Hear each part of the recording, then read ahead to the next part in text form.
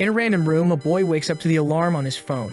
As he opens his eyes, he is startled. The entire room is painted with red scriptures. He wonders who could have written all that while he was asleep. However, strangely, the letters begin to disappear. He then thinks he must have been hallucinating because he just woke up. Weird how realistic it seemed. But then he looks to the side and notices. The room he is in is not his room. Getting up, he wonders what kind of place this is. The instant noodles he ate and the 2 tissues he threw on the floor are no longer there. Obviously, he gets confused and starts to freak out. He seems to receive memories from another life of someone who is identical to him. Moreover, both are orphans, but they followed different paths. Our protagonist studied all his life and got into an amazing university. But the guy whose body he took over dropped out of school and had a horrible job. Looking at his trembling hand, he wonders if he is in some other world. And what was the relation of those words written in blood on the ceiling? In the memories of the original owner of this body, there's nothing about that. He stands there trying to understand the situation, when someone calls him husband and says it's time for breakfast. When he turns around, he sees a woman with large curves. Looking at her thighs, he wonders what this husband thing is about. In his parallel world, did he get married so early? She sits on the bed and tells him to get up, it's getting late. Now the rascal already thinks that the transmigration wasn't so bad. He swallows hard, thinking that if it weren't for this transmigration, he would never have such a beautiful and kind woman. She keeps calling him to have breakfast. He doesn't know whether to call her baby, wife, or darling. He then decides to delve into the memories to find her name, so it would be easier. He starts thinking and strangely finds nothing. His mind seems to split. No name, no experiences, no hobbies, no favorite position, nothing. There is absolutely nothing about her in his memory. He looks back hesitantly, realizing she is standing still, and he already knows this so-called wife is strange. A fly lands on her eye. Hesitant, he asks who she is. She stands still for a second. She then says that it seems he can see, already opening a monstrous mouth. Sweet and cold, the protagonist says that he is just a little confused, he will think about it properly. But now she has already turned into a giant creature saying that he can see. He cries for a second, but in the next, he is devoured. Suddenly, he wakes up in bed again, sweating cold and wondering what happened.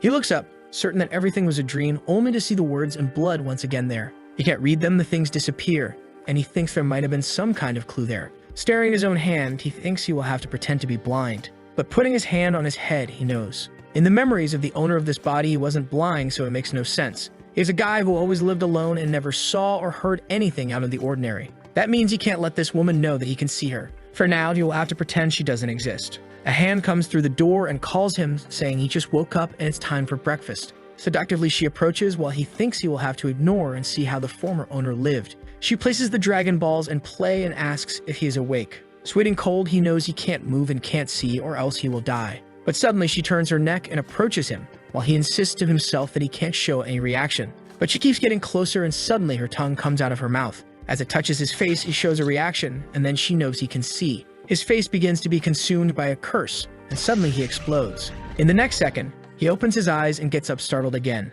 But now he is angry at that damn woman. The poor guy wakes up sweating cold and tries to stop to reason and starts to wonder. Is he being resurrected, or is this a time loop? Apparently, it's like when you save a point in a game. He grabs his phone knowing she wanted to force him to show a reaction. He puts on TikTok videos of dancing e-girls to pretend he's distracted. When once again she appears behind him and says it's time for breakfast. She calls for her husband and asks why he is looking at other women like that in front of her. He starts talking to himself, saying that he loves that girl from the live stream. Meanwhile, his wife asks if he doesn't like her anymore. She approaches and says she knows he doesn't have a vision problem. So why is the phone so close? Is he seeing her by any chance? He goes back to fiddling with his phone, wondering if he can't even seem strange. However, he calms down a bit since she didn't show a reaction. He then goes back to looking for other live streams. But then he gets a scare. She appears live streaming on his phone. He stands up and throws the phone on the bed, scared. As he trembles a bit, she behind him says he can see. She opens her monstrous mouth to eat him, but now he comes to throw a punch. But she dodges, and then there's nothing he can do. A bite to the arm, he agonizes and dies once again. While she feeds on the pieces, he wonders if that is really his remains. And with that, he starts losing consciousness again. Once more, she says it's time for breakfast, and she approaches, startling him. Up to the 6th time he resurrected, he still got scared just by her getting close to his face, and he died multiple times because he couldn't act very well. On the 8th time, he tried to escape from that room, but there was no way, and she realized that she could be seen. So he concluded that he should pretend to like her since there was no escape. As soon as she came to get breakfast, he said she was amazing. His plan was to take advantage of that as much as possible. But in the end, he went hungry, and she ate everything. And so he died 13 times in a row while trying to find some way to calm down. Some people who go insane become very sane. But for him, death kept coming. It reached 14, 15, 16. And with each death, he received new memories of the owner of that body. He started to understand a bit about that world and how different it was from his world. This is a place full of bizarre tales. On the 18th death, he wondered why he was reliving. Who wrote those words in blood, and why did they disappear as soon as he looked at them?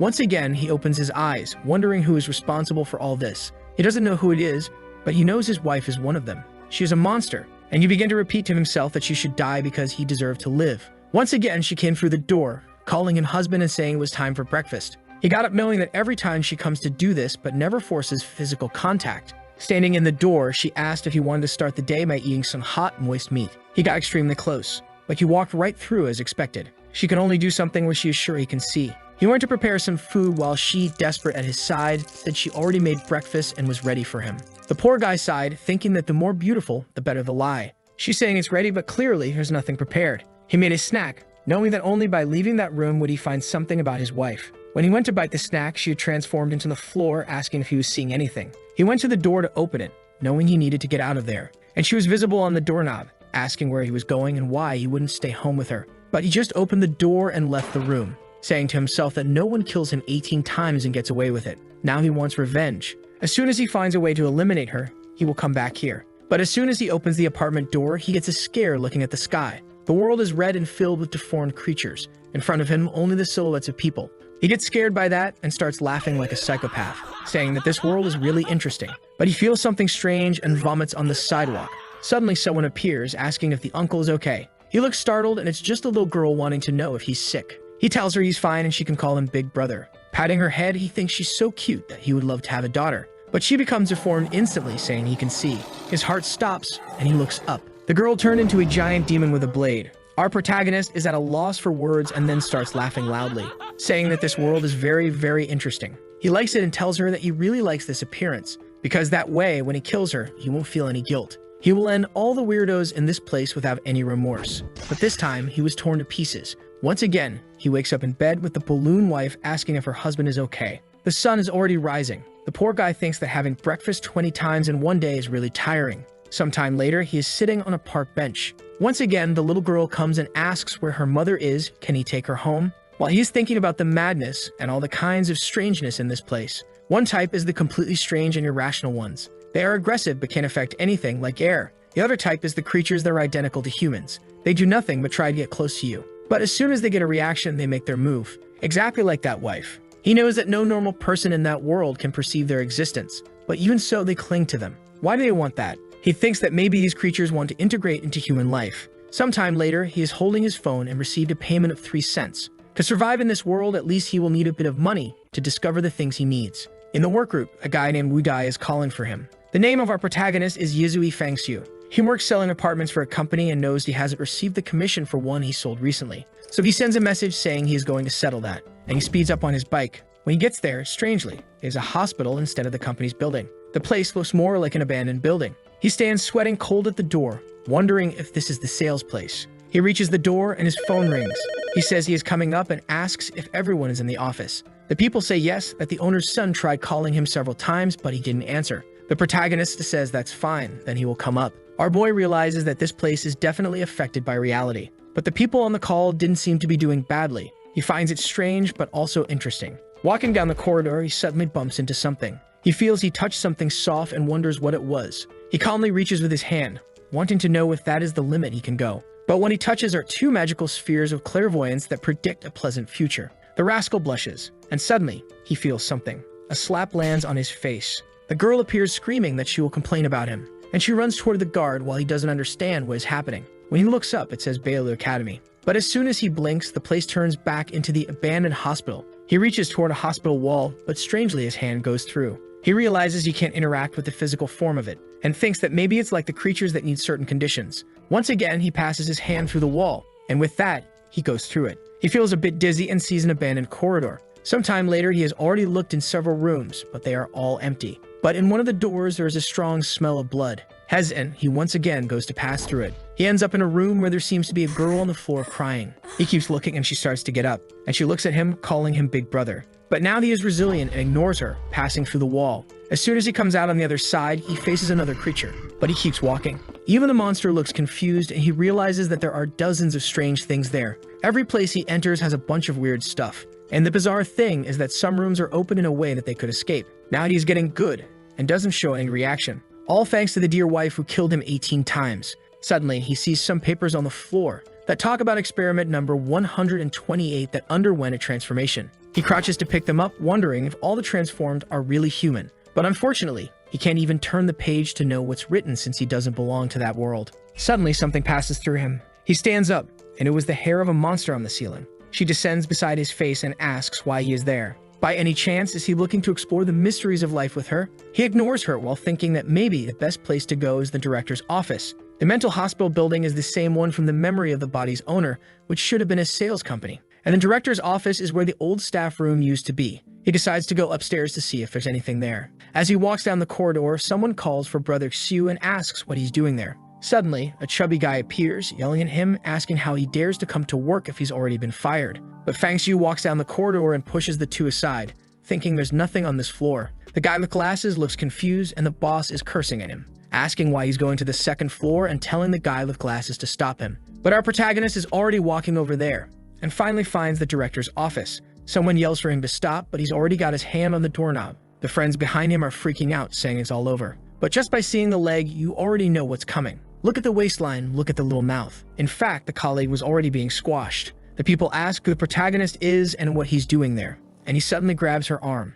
She tells him to let go and asks what he's doing, but he just throws her aside, saying she's too noisy. She falls and the guy goes to help her without doing anything, while he finds a paper on the desk, and as he expected, there's some kind of big secret in this mental hospital. The message says that if he wants to receive the gift of fate and uncover the secrets of this world, he has to go to room 520. He wonders if this letter was for him, and leaves wanting to know how they knew he was coming. It's in Building C, room 520. Suddenly the lamp bursts. The friend with glasses is still following him, while the other three who stayed behind are saying they are scared. He turns on his phone saying something is not right. The friend beside him says he's acting strange today. Why isn't he talking to anyone? He uses the phone to light up the second floor, and realizes he's no longer in the mental hospital, but in the old company. The guy having fun asks the chubby one for his phone, who says it also has no signal. He tells him not to worry, because with his status he can access more than he imagines. But if he's not wrong, all these things point to them having entered a strange world. An entire place that was once a normal reality now seems to be suffering anomalies. The people who were working are still worried about not delivering the service. One of the building's guards asks if everything is okay, and says he will take a look to see what happened. One of the girls crouches to pick up her phone and turns on the flashlight, but says it's too weak. The protagonist is there too. He turns on his and asks the guy with glasses why his light is also so low. People are questioning the blonde guy about what he said about them entering a strange world, when suddenly he loses his temper and tells everyone to shut up, saying they need to stay calm because that's the only way they'll survive. People fall silent, seeing that he got stressed out of nowhere. And the guy explains that in simple terms, they have entered a world full of ghosts. Basically, it's an alternate dimension where they live. People are silent for a second and ask about the guard who went to check the light. It's been 3 minutes and he hasn't returned. Tang once again warns that in this world you can't violate any ghost rules or you'll die. The chubby guy, trembling, asks what they're going to do now then. He replies that they urgently need to find a way to escape from there or everyone in that place will die. The protagonist is sweating cold and hears a sound behind him. From the familiar sensation, he knows it's a ghost approaching. He warns everyone that one is about to arrive. People tell him to stop joking because there's no ghost there. But one of the girls gets grabbed by the hair, while Fang Xiu watches the people scream, until he says that Shaoli is already gone. The girl with glasses is scared, saying she must have walked away. She was right next to her and starts calling for her friend, telling her to say something. No one there can see anything properly due to the darkness. Yu Tang asks the protagonist if he saw the ghost's appearance. He replies that unfortunately he couldn't see it since the girl disappeared suddenly. At this moment, everyone starts doubting Fang Xiu, saying that he's acting strange. Yu Tang says that he doesn't seem afraid at all. Could he be a spiritual master? Confused, he asks what that is. The guy finds it strange that Fang Xiu doesn't know what a spiritual master is but is too calm. His identity is in question. The guy explains that a spiritual master is someone who can control their spiritual energy, and in moments like these, they are the necessary people. Fang Xiu asks if the spiritual master thing is someone who learned it in the realm of the strange. If that's the case, he wants to know how to do it. Once again, Tang notices he's very calm and confident, so maybe he's the key to getting out of there. And then he explains that to get out of that world, you need to gather the power of the ghosts. You need to meet two conditions simultaneously. The first is to go through the fear between life and death, simulating an emotional trauma. And the second is to come into contact with the ghost to let its power invade your soul. But you must be cautious since ghostly power is like a bloody garment. Even though it covers your body, it also stains your soul. Hearing these words makes Fang Xiu thoughtful, especially because he knows that after multiple deaths, He avoids contact with the ghosts to not die. From the wife to all the street creatures, they are mere illusions as long as he doesn't interact with them. However, when a ghost crosses into reality, it can kill without the need to be seen. So maybe if he can contact them, he will be able to eliminate them. Fang Xiuxiu wonders if this is a good thing. Remembering his wife, he says he's crazy to become a spiritual master and end her, when suddenly, another person from that place disappears. Tang starts to go crazy, telling everyone to shut up or they'll attract more ghosts. FLIRTY approaches and asks what they are going to do. She's afraid of disappearing. Fang Xiu says it's 2 and 3 minutes. Precisely for men, it's a 3-minute interval, and for women, it's 2. The guard disappeared. 3 minutes later, the girl disappeared, and 2 minutes later, the other guy disappeared. Following this logic, there are 3 minutes left for another one of them to vanish. He starts to leave, and the guys ask where he's going and if he's trying to get himself killed. Fang Xiuxiu says they better start looking for a solution too, or everyone will die in that room. Suddenly, Tang points at him and tells him to stay still because no one is leaving that room. But the protagonist ignores him and says that considering there are 8 of them, in 20 minutes there will be no one left. Fang Xiuxiu looks back and warns that anyone who tries to stop him will die before the ghosts. Walking down the corridors, the friend with glasses asks why they never find the stairs, while Fang Xiuxiu recognizes the lights as the same ones that were in the hospital. Suddenly, he realizes they are now back in the hospital. A friend asks if they are hallucinating because, as far as they remember, they were in the company. Why are they in the horror hospital now? Fang Xiuxiu is now sure that the company and the hospital are overlapping in this reality. The hospital swallowed the company. At this moment, they see a red pool. The entire corridor is dirty, and they recognize the uniforms there as being from the company. Fang Xiuxiu concludes that the ghosts take 2 minutes with women and 3 with men because that's the time it takes to eat each type of person. He says they still have some time, and the guy with glasses says that it seems they are still eating jialing. The protagonist finds it strange because in the hospital, everyone was trapped. And the first time he passed through here, there wasn't all this blood in the corridors. The cuts on the clothes prove they are using some sharp blade, and he found only one like that. Something is coming out of the ceiling, and he remembers that the only one moving freely is the ghost doctor he saw right above him that time. They hear some sounds coming from that direction, and when they look, it's the group that was in the room, coming to ask what they will do. They feel a bit awkward, and the chubby guy asks if they found anything by coming down there first. Suddenly, they scream, and the girl says there is a lot of blood there. Everyone recognizes it as being from their allies' clothes, and Tang asks if everyone was eaten. Fearful, FLIRTY begs to leave, and Tang says they really need to flee as quickly as possible. They ask Fang Xiu to lead the way, but he says nothing. After a moment of silence, he announces that the time has come. FLIRTY asks what kind of time he's talking about, and behind them, hair is descending. Hearing the sounds, they slowly turn around, and from the ceiling, the ghost doctor is approaching. The second FLIRTY gets scared, the creature gets close to the 2 of them. Everyone tries to run desperately, telling the monster to get away. But something stops Tang. It's FLIRTY, who had fallen and is begging to be saved. But seeing the monster approaching, he slaps the girl, telling her to let go of him. Seeing everyone flee, Fang Xiu remembers the moment he saw the doctor. And on the ground, FLIRTY is begging not to be abandoned. But the creature is already holding her by the hair. With tears in her eyes, FLIRTY begged. But the lights went out and it rained blood in that place. The friend with glasses was shocked to see that FLIRTY was dead. And the monster didn't stop and continued to strike her multiple times. Fang Xiu noticed that her scalpel techniques were extremely advanced, so she probably practiced a lot. He and his friend were standing there, but the creature didn't seem to be paying attention. Doing 2 surgeries at the same time would be almost impossible. The monster puts away the scalpel and opens her mouth to eat FLIRTY.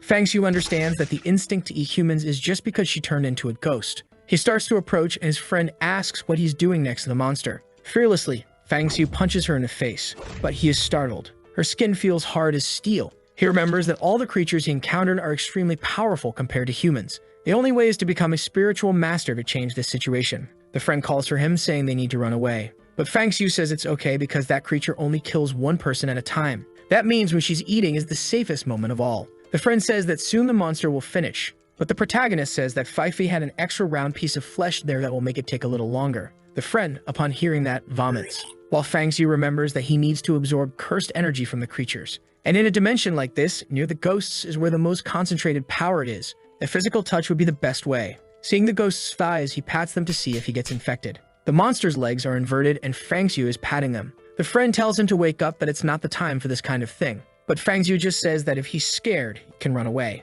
The guy says okay, and if so, they should go all out. He gets closer to the protagonist to touch the ghost's legs, but soon realizes they are very cold. While patting, the friend says nothing has changed, and Fang Xiu says they will continue. The friend says he never thought the first contact would be with a ghost, but these legs are really too long. The protagonist begins to think that this guy has some hidden potential. Since before he was dying of fear, but now he's drooling. He announces that a minute has passed. They will bother her for another 30 seconds and then run immediately. As soon as the clock hits 1:30 on the phone, he stands up, saying it's time to flee. The friend asks if they can really escape and where he's going. Fang Xiu is sure where he's going as he observed the hospital very well when he walked around, and they will use the terrain advantage to create a distance from the doctor. But hair appears in front of him. He wonders if he miscalculated and how she finished eating so quickly. The amount of flesh Fifi had was enough. Then he notices 2 silicone implants on the floor. Everything was fake, and now the ghost is behind him. She makes a cut right on his neck. With that, the boy's screen goes dark. After his head rolls through the air,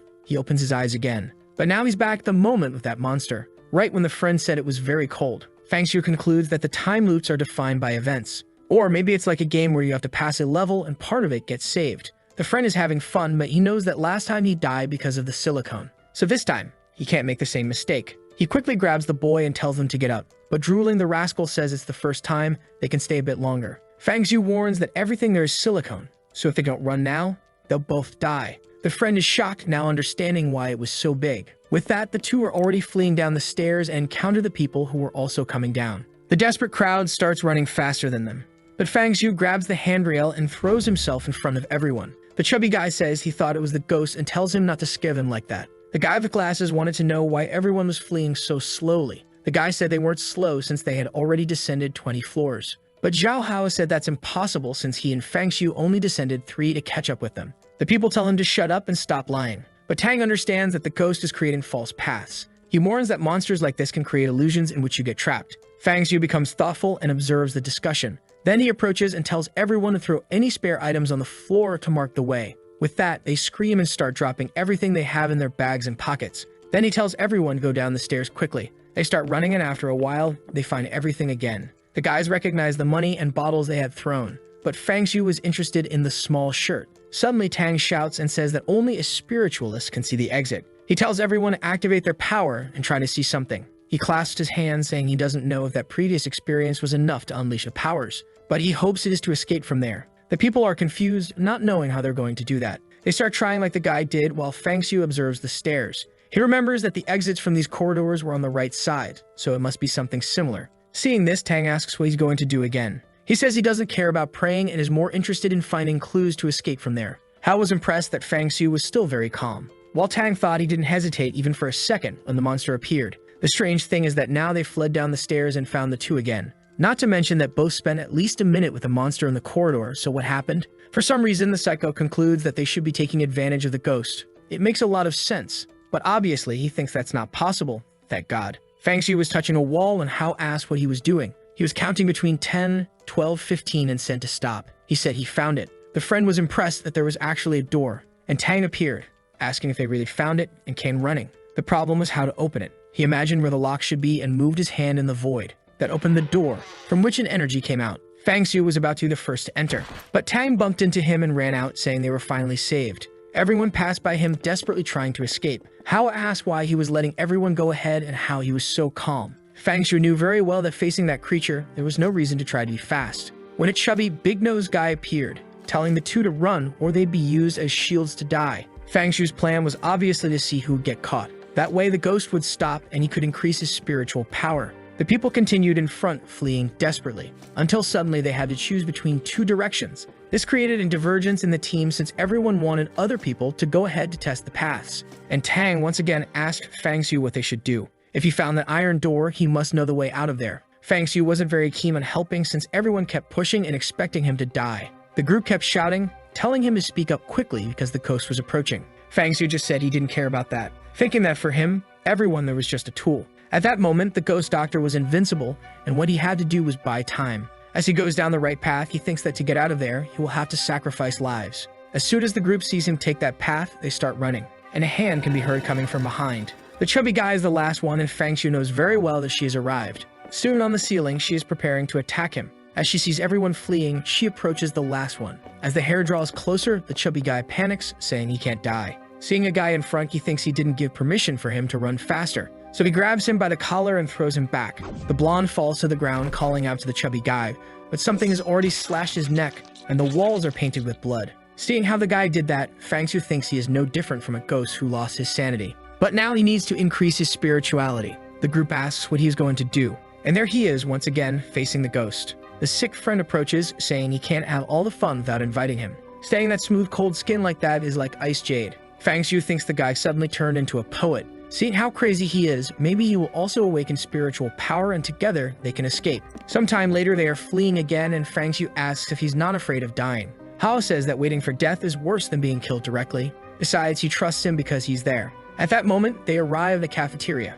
Everyone is dying of hunger and thirst as they've been running for a long time. Tang starts grabbing everything, saying he will hand it out to others later. The chubby guy approaches, asking to share a bit, when suddenly a girl says she found something and he tells her not to move. It's a door and he approaches, saying they are saved. But as soon as he opens it, there's another door at the end of the corridor. Fang Xiu notices that the light there is more suppressed than before. As he approaches the door, Fang Xiu says it's not locked. As they open it, it's just a utility room. That was the end of the path they chose, and the problem now is that to go back, they will have to wait for someone to die and distract the doctor. The protagonist started to head back in search of the ghost while everyone cursed him for choosing the wrong path. Obviously, he didn't like that because he didn't ask anyone to follow him. Hao commented that everyone should do what they want, and brother Fang Xiu didn't force anyone to follow him. A chubby guy complained, saying it didn't matter since it looked like he chose without knowing anything. Tang tried to calm everyone down, saying to concentrate as survival was the priority. He said that from what he observed, that creature attacks one person at a time and rests for 2 to 3 minutes.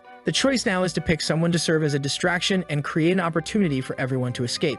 Fang Xiu understood immediately what was going to happen. Tang came and hit him on the chest, saying that if it wasn't for him, no one would be there, so he would have to be the one chosen to pay for the sins. Hao asked what he was doing and Tang shouted for everyone to help, but Fang Xiu stepped in and put him in a chokehold. As he was pulled away, he called the chubby guy to help, who now put Hao in a chokehold too and fell with him to the ground. Suddenly, the door slammed shut. Fang Xiu had isolated himself outside. The group asked what he was doing. Fang Xiu said he never imagined he'd be so interested in people. Apparently, they are stranger than ghosts. He thanked them for their interest, but warned that he would make everyone pay next time. And with that, he died again. As his body fell to the ground, the group opened the door to run out. Hao, with tears in his eyes, went to help Fang. And as Tang looked back, smiling, he saw something terrifying. Even dead, Fang Xiu was smiling and told him to just wait a little longer. Back to the moment, he warned that it was silicone. He ran out, but this time smiling in a macabre way. The guys were running down the stairs, trying to escape, thinking the ghost was coming, when once again he fell in front. Ignoring everyone, he started running as they asked what he was doing. While he descended the steps, counting, the group was once again dealing with the problem of walking in circles. He reached the door and opened it without fear. No one understood how he found it so quickly. Tang asked if he had awakened his spiritual powers, but he just ignored them and warned they had 1 minute before the ghost would appear. Seeing this, Tang smiled, saying it seemed he had indeed awakened his powers. If he helped him escape, he would pay 5 million. But Fang Xiu just smiled, saying there was no need to rush because he needed to resolve something before leaving. When Tang was about to ask what it was, Fang Xiu kneed him in the groin. The poor guy groaned and fell to the floor in pain. Fang Xiu said he should use the 5 million to treat that. Agonizing, Tang said he could pay even more if only he asked. But now the protagonist was cold. The rest of the company started cursing him, asking how he could be so dirty. But Fang Xiu warned that it was impossible to escape the ghost's speed. But with Tang on the ground, everyone was saved. The group was confused about this notion of being saved, until suddenly another kick landed and now the chubby guy was writhing on the floor. Fang Xiu said he should have died a long time ago. Hao and the rest of the group were asking if he had gone mad, and if he was going to do this to everyone. Fang Xiu said no because he needed at least one person left. Hao said it was a good plan, while the group began to question if he was really human. He pointed the way and said they were running out of time, but the group began to suspect since he wasn't leading the way. Fang Xiu said he would just stay there to touch some thighs. The group was confused, and the psychopath friend said he definitely wanted to stay then. The Dr. Ghost approached once again. As soon as the group saw her, they resumed fleeing, but they stopped right behind the wall to observe what would happen, while the protagonist watched the monster approach. On the ground, Tang begged to be saved, but he soon realized his pants were wet. Fang Xiu's kick had caused internal bleeding, and he jumped to grab his leg, saying they would die together. But Fang Xiu just stepped on his hand and told him not to worry. He would stay there, right beside him, watching him die. The monster grabbed his neck, and with that, the guy was gone. Paint covered Fang Xiu's face, which he even licked. The guy was really crazy. He even said that the taste of revenge wasn't so bad. But at that moment, he felt something in his heart, and wondered how it was possible for his chest to beat so fast. Suddenly, he heard his wife's voice calling for him, and thought it would be amazing to see her get torn apart like this guy. He began making advances toward the ghosts, and the group wondered if this was really his plan. He stared at Hao, and remembered that at the moment of his death, the guy had called for him. With that, he invited his friend to join in. But Hao didn't seem very keen, and everyone called him a ghost. At that moment, Fang Xiu realized that having died those 20 times and experienced so much madness was causing him to no longer have any emotional fluctuations. His humanity was slowly disappearing, and at that moment he and Xiao Hao were completely different. But he had no option, so he wouldn't force his friend. But suddenly Xiao said that in that company he was the only person he could trust. As he was his only true friend, he would trust his plan. But he said he looked scary with that wine all over his face. But he soon approached with a blushing face to activate more spiritual power. While they were having fun, Hao asked why he attacked those two. Fang Xiu said that considering the ghost's speed, it was impossible to escape. And as soon as she caught up, those two, having higher positions, would discard the others. Suddenly, he felt something and asked Hao if he felt a coldness approaching his body. Hao said no, he was normal. While Fang Xiu realized it wasn't an illusion, what he was feeling was an influence of the ghost's power. He noticed that the connection was very weak, but it seemed to be reaching a critical point. Perhaps it was the precursor to gaining spiritual powers. But now Hao seemed motivated, wanting to find this cold region. Suddenly, he warned they should run. However, Fang Xiu said there was no problem since the chubby guy was lying nearby. The boy smiled, saying that was really good news. But he asked what it felt like to awaken spirituality since he wasn't feeling anything. Fang Xiu explained that what he probably lacked were life or death situations. The mental state hadn't reached the necessary point yet, which is why he didn't feel it. Hao found that strange and wondered when Fang Xiu experienced something like that. Seeing her lick the chubby guy's face, he said it was a good thing because it would take about 5 minutes. They would have to use this time to absorb as much as possible. And with that, the cold energy began to invade Fang's body. He started to try to perceive where it was going, and soon felt it seemed to be going to his brain and heart. They were now turning into blocks of ice. A cold blade cut through his entire body, and after being shattered, a light appeared in his chest, a flash that concentrated and turned into a red sphere. As soon as Fang Xiu regained consciousness, he realized that all his 5 senses had been sharpened. Even his thinking speed and control over his body had improved. It was as if more parts of the world had become available to him. But he realized he had awakened less than 1% of his spiritual capacity. The abilities seemed to be related to the desire he felt. He wondered what that was and suddenly felt a shock in his heart.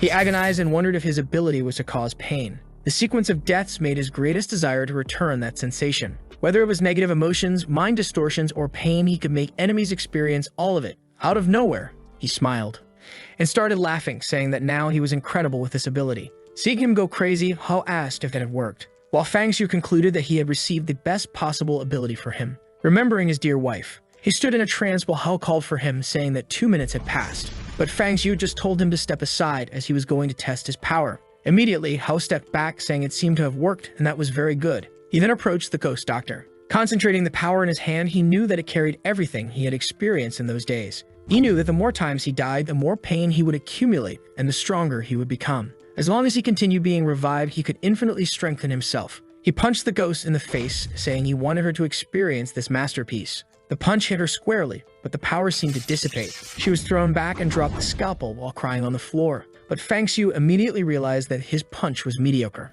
and the little spirituality he had was now exhausted. The blow hadn't hurt the ghost, and she didn't seem to have felt the pain he did. While he thought about this, Hao said maybe it was time to run away, or they could go back to touching again. He thought that maybe putting this energy into weapons would be the best way. And speaking of weapons, there was one right on the ground for him to use. He crouched to pick it up, but soon felt an energy. That blade seemed impossible to lift, and its power immediately attacked Fang's heart. He could see all the times that weapon had been used, the infinite amount of pain it had absorbed. But with so much resentment, he wondered if he could use it to end the doctor. He told Hao to step aside. As soon as he did, he attacked the doctor right on the back of the neck. But it did nothing. Hao pulled at her shirt and said it didn't even leave a scratch. How were they going to kill her like this? The friend kept patting her back, and Fang Xiu concluded that without spiritual power, it wouldn't work. At that moment, he understood that revenge was not possible right now. She was getting up, and he was driving Hao, saying it was time to run. As soon as the monster got up, she wondered where the scalpel was. Walking with Hao, he sensed someone's presence. With his sharpened senses, he could perceive the presence of others. Hao asked where they were going when the two who had been hiding appeared. Hao called them cowards for running away and now coming back to ask for help. But Fang Xiu said there was only one solution. They would have to go through each of the 4 doors. Everyone was scared, and the guy said that with the monster following them, they only had time to try one. Fang Xiu ignored them and walked away, saying he wasn't forcing anyone to follow him. As soon as they heard a sound behind them, they knew she was getting closer. Fang Xiu realized that by stealing the scalpel, the ghost's behavior would change. He opened the door and told everyone to run. They started climbing the stairs in desperation. As soon as they closed the door, it was destroyed from behind, and the ghost began to ascend the corridor. With a macabre face, she told him to give it back. She ignored everyone on the stairs and went face to face with Fang, telling him to hand over the scalpel. Fang Xiu managed to defend himself when she attacked, but then she opened her mouth and went for his neck. At the east gate, they died. They went to another room. This time, he ended up coloring the chubby guy in another place. Once again, he stole the scalpel and headed in another direction, smiling. They ran to the north gate and reached the elevator. But as soon as he tried to enter, the monster opened the door and finished him off too.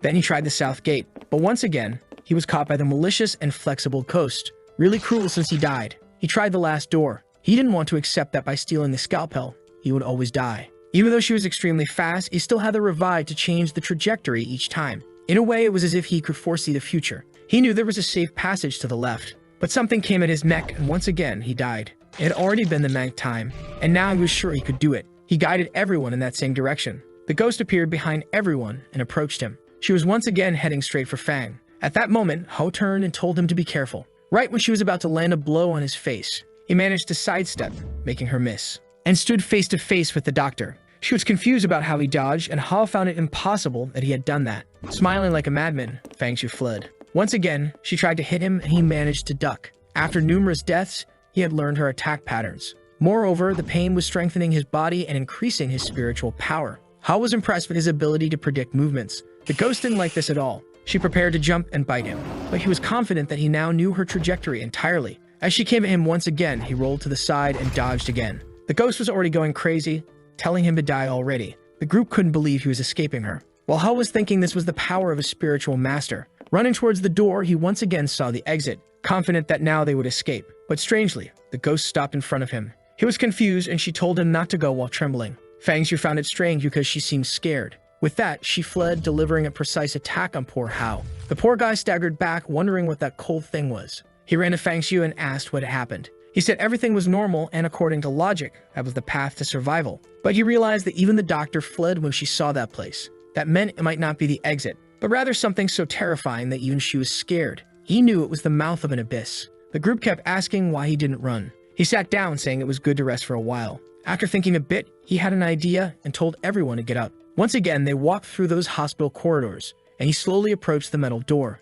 wondering if there really was a great danger outside. As he began to open it, Hao asked if it wouldn't be risky to do so. He said they had no option but to go and enter the darkness. There, he couldn't see anything at all, and the place was so silent that he could hear his thoughts. The darkness had swallowed the path from which he came, so the only option was to move forward. He kept moving forward and forward.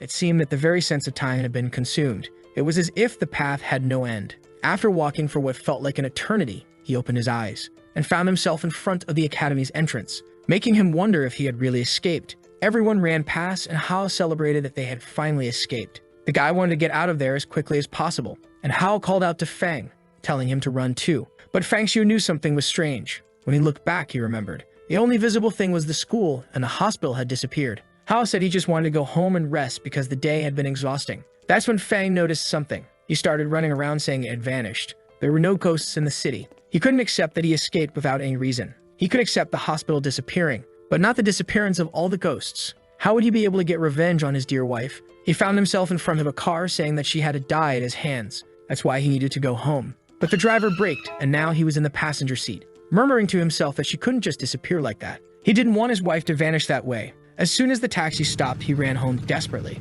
The driver complained that he hadn't paid, but he didn't care and ran up the stairs, saying that World couldn't disappear. He entered his house, shouting that she couldn't leave him like that, but the place seemed normal. After checking all the rooms, he fell to the floor, saying that she had killed him 18 times. How could he live without her for the rest of his life? All that suffering at the hands of the ghost doctor was to get revenge. He accumulated rage and pain to end the ghosts, but now they were all gone. Lying on the bed, he wondered where he would direct all that hatred, and now, without any feeling, what was the meaning of life? At that moment, he received a message on his phone telling him to check the news. The Bailu Academy was burning. He immediately saw that the news reported a fire that engulfed the entire building. More than 11 people died, including some of the bosses there. The psychopath Fang Shu started laughing, because the message said they had found his body dead. He got excited, thinking that apparently the mysterious things hadn't ended. They just wanted to play hide and seek with him. Now he was sure he could see his wife again. On his phone, he was getting a bunch of messages from the boss telling him to come to work. He laughed because this guy was dead. It was ironic that even dead, the boss kept ordering him to work. Suddenly, a bloody message appeared on the phone, saying that just because he wasn't speaking, it didn't mean he didn't know. An energy came out of the phone and created an eye that said it saw him, and ordered him to follow now. Fang Shu calmly grabbed the eye and told it to stop possessing the phone because he only had one. With that, the illusion dissipated. But he was curious to see what the next mystery was. Now in front of the academy, which was completely destroyed, He smelled the burnt everything and thought it looked very realistic. Suddenly, he saw FLIRTY standing there. All excited, she came to talk to him, saying he arrived early today. He touched her shoulders and asked if she was real. She said he was getting very bold, but suddenly he pulled her, saying he knew very well how things had happened. He was going to climb the stairs when Hao appeared and asked if he was forced to work. He said he actually liked it a lot and asked where boss Dahai was. Hao pointed and said the guy was at the back of the room. Strangely, company was as busy as ever, and Fang Xiu began to wonder if what he saw was a lie and this was actually reality. When he found the boss, he was scolded, being asked why he had responded to the message in the group.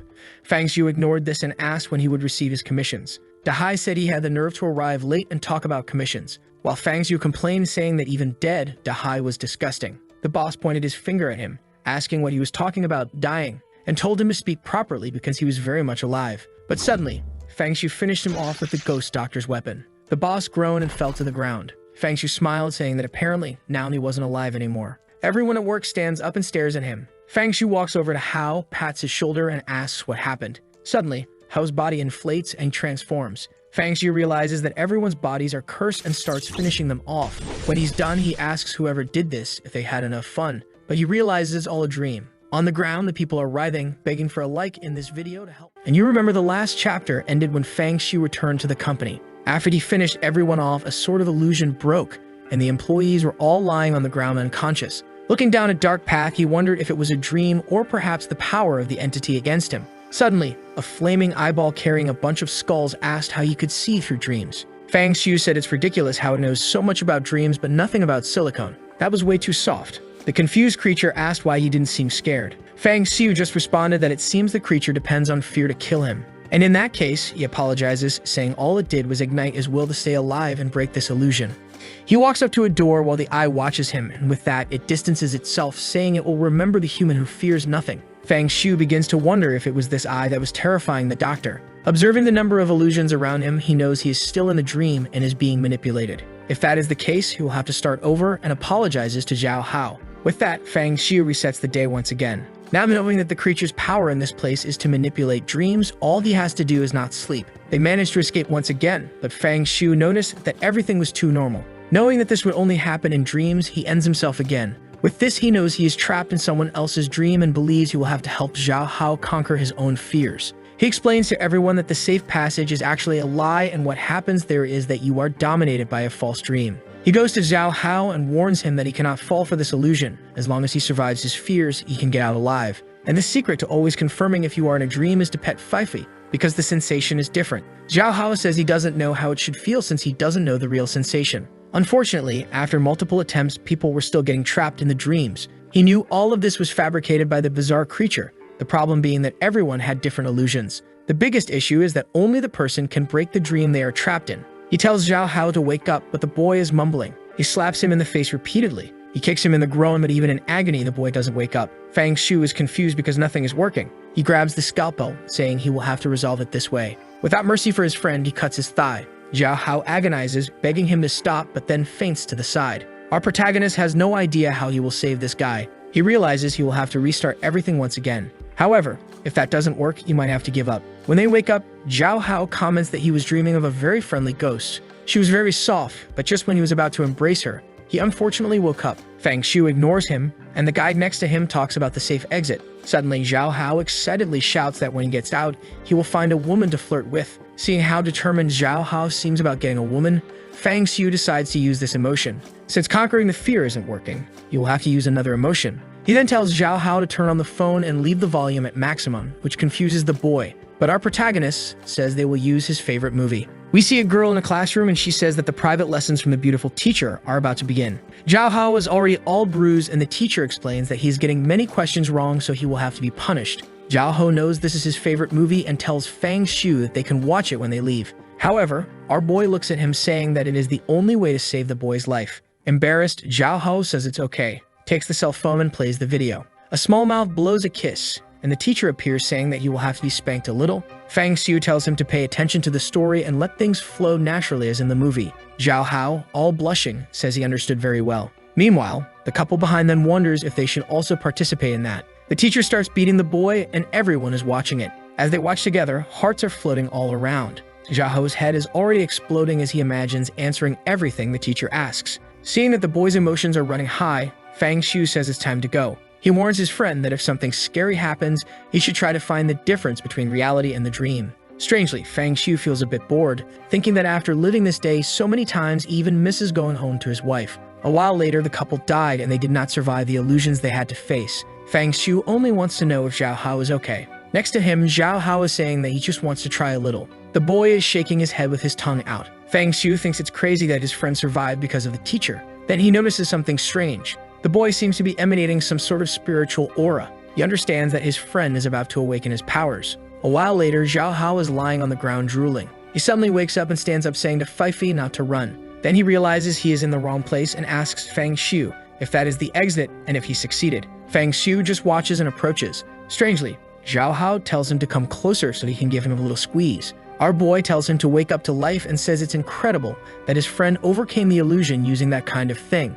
Shy Zhao Hao runs off to get his cell phone, which is with the couple. However, as soon as he falls, he sees that they are already gone. He backs away scared, wondering if they really died. Fang Xiu says that unfortunately, yes. But now with his hand on a steel door, he wonders if this is the end of it all. He pushes it and a golden light comes out. Both are blinded and the next second, they find themselves outside. Zhao Hao celebrates saying that they finally managed to get out. Looking up, Fang Xiu sees a bunch of creatures and agrees that they really did escape the illusion. Then he turns to Zhao Hao and wonders if he awakened his spiritual side. The boy seems confused and says he just had a strange feeling as if all his senses had been enhanced. Fang Xiu understands that he awakened and asks what ability he received. The poor guy crying says he can't feel any ability and wonders if he's a failure even in that. With that, he asks Fang Xiu what his power is. Our boy says he has precognition. The friend is shocked, saying that now it explains how he could know the way through everything. Fang Xiu thinks that for now, it is better for people to believe that this is his power. This will attract the attention of powerful people, and he will be able to evolve to the maximum.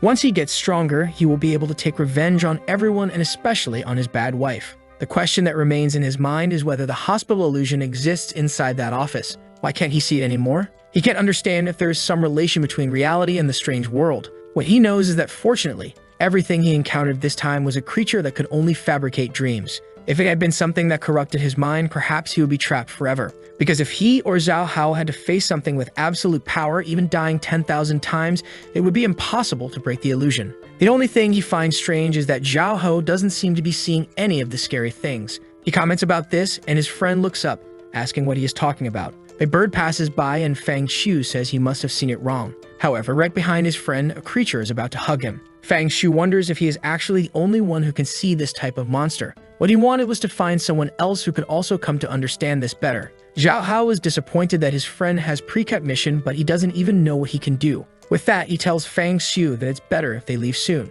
They start to leave, and our boy asks how he broke the dream. He says he followed the tips exactly as his friend said. He dived into the dream and ventured to feel everything. The protagonist knows that when everyone died last time, the creature appeared to him. However, now that Zhao Hao survived, even with everyone else dead, it didn't appear. This means there is something that perhaps even he doesn't know. With that, he asks his friend why he was caressing and kissing the air. Embarrassed, he asks if he really moved like that in real life. Fang Xiu says yes, he made some gestures and even some weird noises. Zhao Hao begs him to be quiet, but Fang Xiu says he was just joking. The strange thing is that even Fang Xiu himself noticed that he has almost no facial expressions anymore. Zhao Hao begs him not to tell anyone about it, and our boy just agrees. With that, he says he will explain that it was nothing serious. All he did was close his eyes and imagine the teachers giving various lessons. One of them told him to keep her company and die. Suddenly, he started to feel an extremely cold hand. In an instant, several other hands appeared, and he remembered that Fang Xiu had told him to stay focused. So he tried to protect himself to escape the hands. That was his plan, to distract himself from those sensations. Even though the hands were annoying him, he remained focused. Fang Xiu was wondering what kind of story is this. The room that was terrifying suddenly became romantic again. A hand approached once more and touched his. It was a girl who called him a classmate and asked why he wasn't paying attention. As soon as he opened his eyes, he was startled and she was face to face with the boy. The girl wasn't Ash, but she was holding a Pokeball. He was embarrassed and told her to back off. However, she waved a weapon and leaned forward, so he ran and grabbed her. He felt an indescribable softness and was all happy until a giant tooth appeared in front of him. The creature transformed and asked if he was scared. His arms were immobilized and he was about to be devoured. He told Fang Xiu that he was terrified at that moment and thought he was dead. However, he freed his arms and once again went on an adventure. If he was going to die, he wouldn't let it be for nothing. With that, the monster was scared that he had no fear. Fang Xiu starts to wonder if the creature didn't appear because it was afraid of being abused by this madman. With that, his friend asks why he wanted to know about these things, and our boy just says to forget about it. Then Fang Xiu says he will get a taxi home and to just text him if he needs anything. Zhao Hao comments that all his colleagues died, so how is he going to go home alone? Our boy just looks back and asks if he wants to call security. He feels a bit awkward and realizes it's not the best option. With that, Fang Xiu leaves, warning that soon the spiritual organizations will be looking for him. Sometime later, his wife says it's very good that he has come home and asks if he has eaten. Our boy smiles, saying that now he has finally found her. She makes a grim face and he says that he is back. With that, she is about to say that he can see her when suddenly a slash passes. Fang Xiu didn't hesitate for a second and says he missed that wife. Smiling, he asks if she wanted to see him that much too. But strangely, everything resets and he finds himself in front of the house again. He has no idea how he died. Apparently, his wife's power is much greater than he was expecting. Hesitantly, he puts his hand on the doorknob and enters the house. Once again, she says she missed him and asks if he wants something to eat. Once again, Fang Xiu just ignores her, realizing that the power difference between them is still incomprehensible. Meanwhile, an emergency meeting is taking place in a building. Director Wang Dehai says that everyone must have heard the news. 5 hours ago, a mysterious phenomenon occurred at the school academy, but no one knows about it yet. The secretary says these are the recordings from the area. Unfortunately, all they could discover was about these two survivors, a boy named Fang Xiu and another named Zhao Hao. Looking at the boys' histories, both seem to be ordinary people. With that, he asks the staff what they think about it. A guy with glasses says that if two normal guys survived, it must be a rank D place. However, someone says they highly doubt that. A blonde-haired girl says that in the footage, the boy named Fang Xiu seemed too calm. Her assistant comments that there's a possibility he became a spiritual master in there. However, the guy with glasses insists, saying that even if they awakened, it must be an extremely easy place since they came out alive. The director orders everyone to shut up and says that the investigation team should contact these people and find out if they managed to awaken their powers. Lingxi says she understands the orders very well. Meanwhile, Fang Xiu wakes up in his room. As always, his wife is there, telling him not to worry about her and to go back to sleep. However, Fang Xiu is in a conversation with Zhao Hao, who says he has discovered what his ability is. He explains that the reason it didn't work yesterday is that it seems to only work after 11 a.m. and lasts until 1 a.m. Fang Xiu tells him to hurry up and say it. Zhao Hao says that his friend's ability is good, but his own ability is now much better. Our boy is already losing patience and tells him to quickly say what kind of power he received. Zhao Hao explains that his power makes him look incredibly handsome after 11 a.m. and his muscles are on fire. Fang Xiu thinks this guy is messing with him and says he will hang up this nonsense. When he goes to the bathroom and turns on the faucet, his wife says he has incredible pressure. Our boy is confused by this annoying woman who won't leave him alone. In the kitchen, Zhao Hao continues talking about how much stronger the boy has become. Thinking about this, Fang Xiu just keeps his phone to the side, as he imagined the abilities are a reflection of a person's greatest desire. Apparently, Zhao Hao always dreamed of being strong, which is why he receives such a power. He sits down to have breakfast and his wife says it's the perfect time for that. At another part of the city, someone gets out of a car. It's Lingxu asking what they have discovered from observing the boy's messages. The guy says that apparently one of them really became a spiritual master. She asks about their powers and the guy remains silent. He says they have no idea about Fang Xiu's power, but the boy Zhao Hao seems to become very handsome from 11 a.m. to 1 p.m., especially in physical capacity and extracurricular activities. Lingxi says the boy has the perfect ability to work as a stripper. However, while climbing the stairs, she says they need to know Fang Xiu's ability, especially because depending on his powers, he could be a risk to society. Wenji just agrees, saying he understood. Back home, his wife is there asking if he can see her. Our boy is ignoring her as always, watching his TV, until he hears something coming from the door. He gets up to see what it is while his wife tells him to take a look at her. He goes to the peephole and wonders if what's on the other side is human or bizarre. He's already faced with Lingxu's heavy armament. The people knock on the door and he hears the sound, meaning they are human. With that, he opens the door and asks what they want. Lingxu starts to introduce herself, and at that moment, our boy already pulls out the card. He says they came faster than he thought, and his wife clings to his arm, telling the friends to come in. That catches the attention of the two. Lingxi asks if he knew they were coming. In the living room, Fang Xiu notices that everyone is ignoring his wife. He wonders if they also know the danger and are pretending like him, or if there's some other reason. Looking at the card, he calls Wenji by name.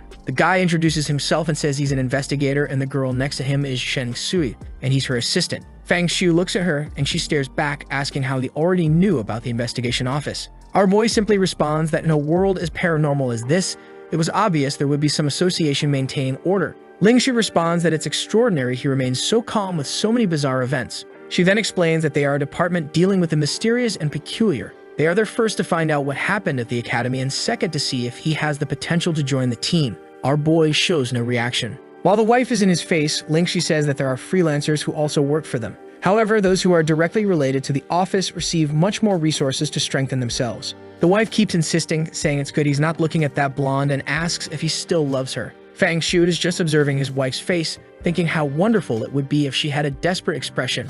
Then she would be charming. The blonde continues saying that first of all, he will have to explain very well what happened at that academy. Fang Shu stands up and says that before answering that, there are things he wants to know. The blonde gets irritated and says he's not in a position to make any demands. The assistant tells her to calm down because it's not good to solve things that way. Then the protagonist says that Lingxi seems to have spiritual powers. However, her assistant is a completely normal person. He asks if that's how investigations work or if she's so corrupted by her powers that she needs someone to supervise her. The girl starts to exude an aura again, and Wenji tells her to calm down. However, she just asks if he's looking for trouble. The assistant asks to stop provoking her because if she loses her temper, everyone there will die. Fang Shu just ignores it and says that first, they will have to explain what power really is in this mysterious world. The woman says that everyone who survives the mysterious asks that question. What is the reason for it?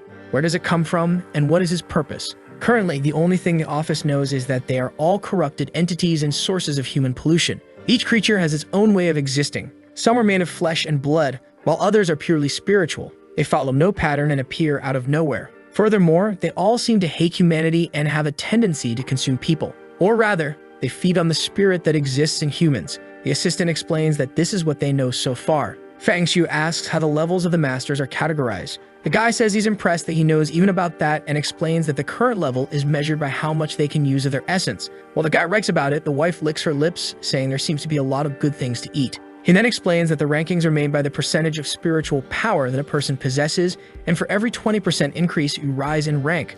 Fang Shu then asks what happens when you reach 100%. The secretary explains that, in fact, no one has ever reached 100% in all of history. This is because the more you want to increase, the more you have to challenge scary things. The result is that everyone who seeks to reach 100% dies in the process. He then says he will ask the third question. Lingxi loses her temper and says he must be feeling very full of himself to ask so many questions. She throws the notebook to the assistant and tells him to go to the website if he wants to find out anything. The only advice she gives is not to believe the emails he receives from other people. With that said, now he is to give all the information about what happened at the academy. Fang Shu ignores her and says he has one more question. Were they seeing his wife behind him? At that moment, she gets emotional. This guy is crazy. What is he doing? Lingxi looks confused and the protagonist's reality starts to distort. The assistant says they checked the information and saw nothing about a wife or girlfriend. Meanwhile, the wife is jumping around happily, saying she knew he was always seeing her. She gets close to his face, saying he should have told the truth from the beginning. The investigators seem to find something strange, and the guy whispers that it's normal for people to have hallucinations once they discover their powers.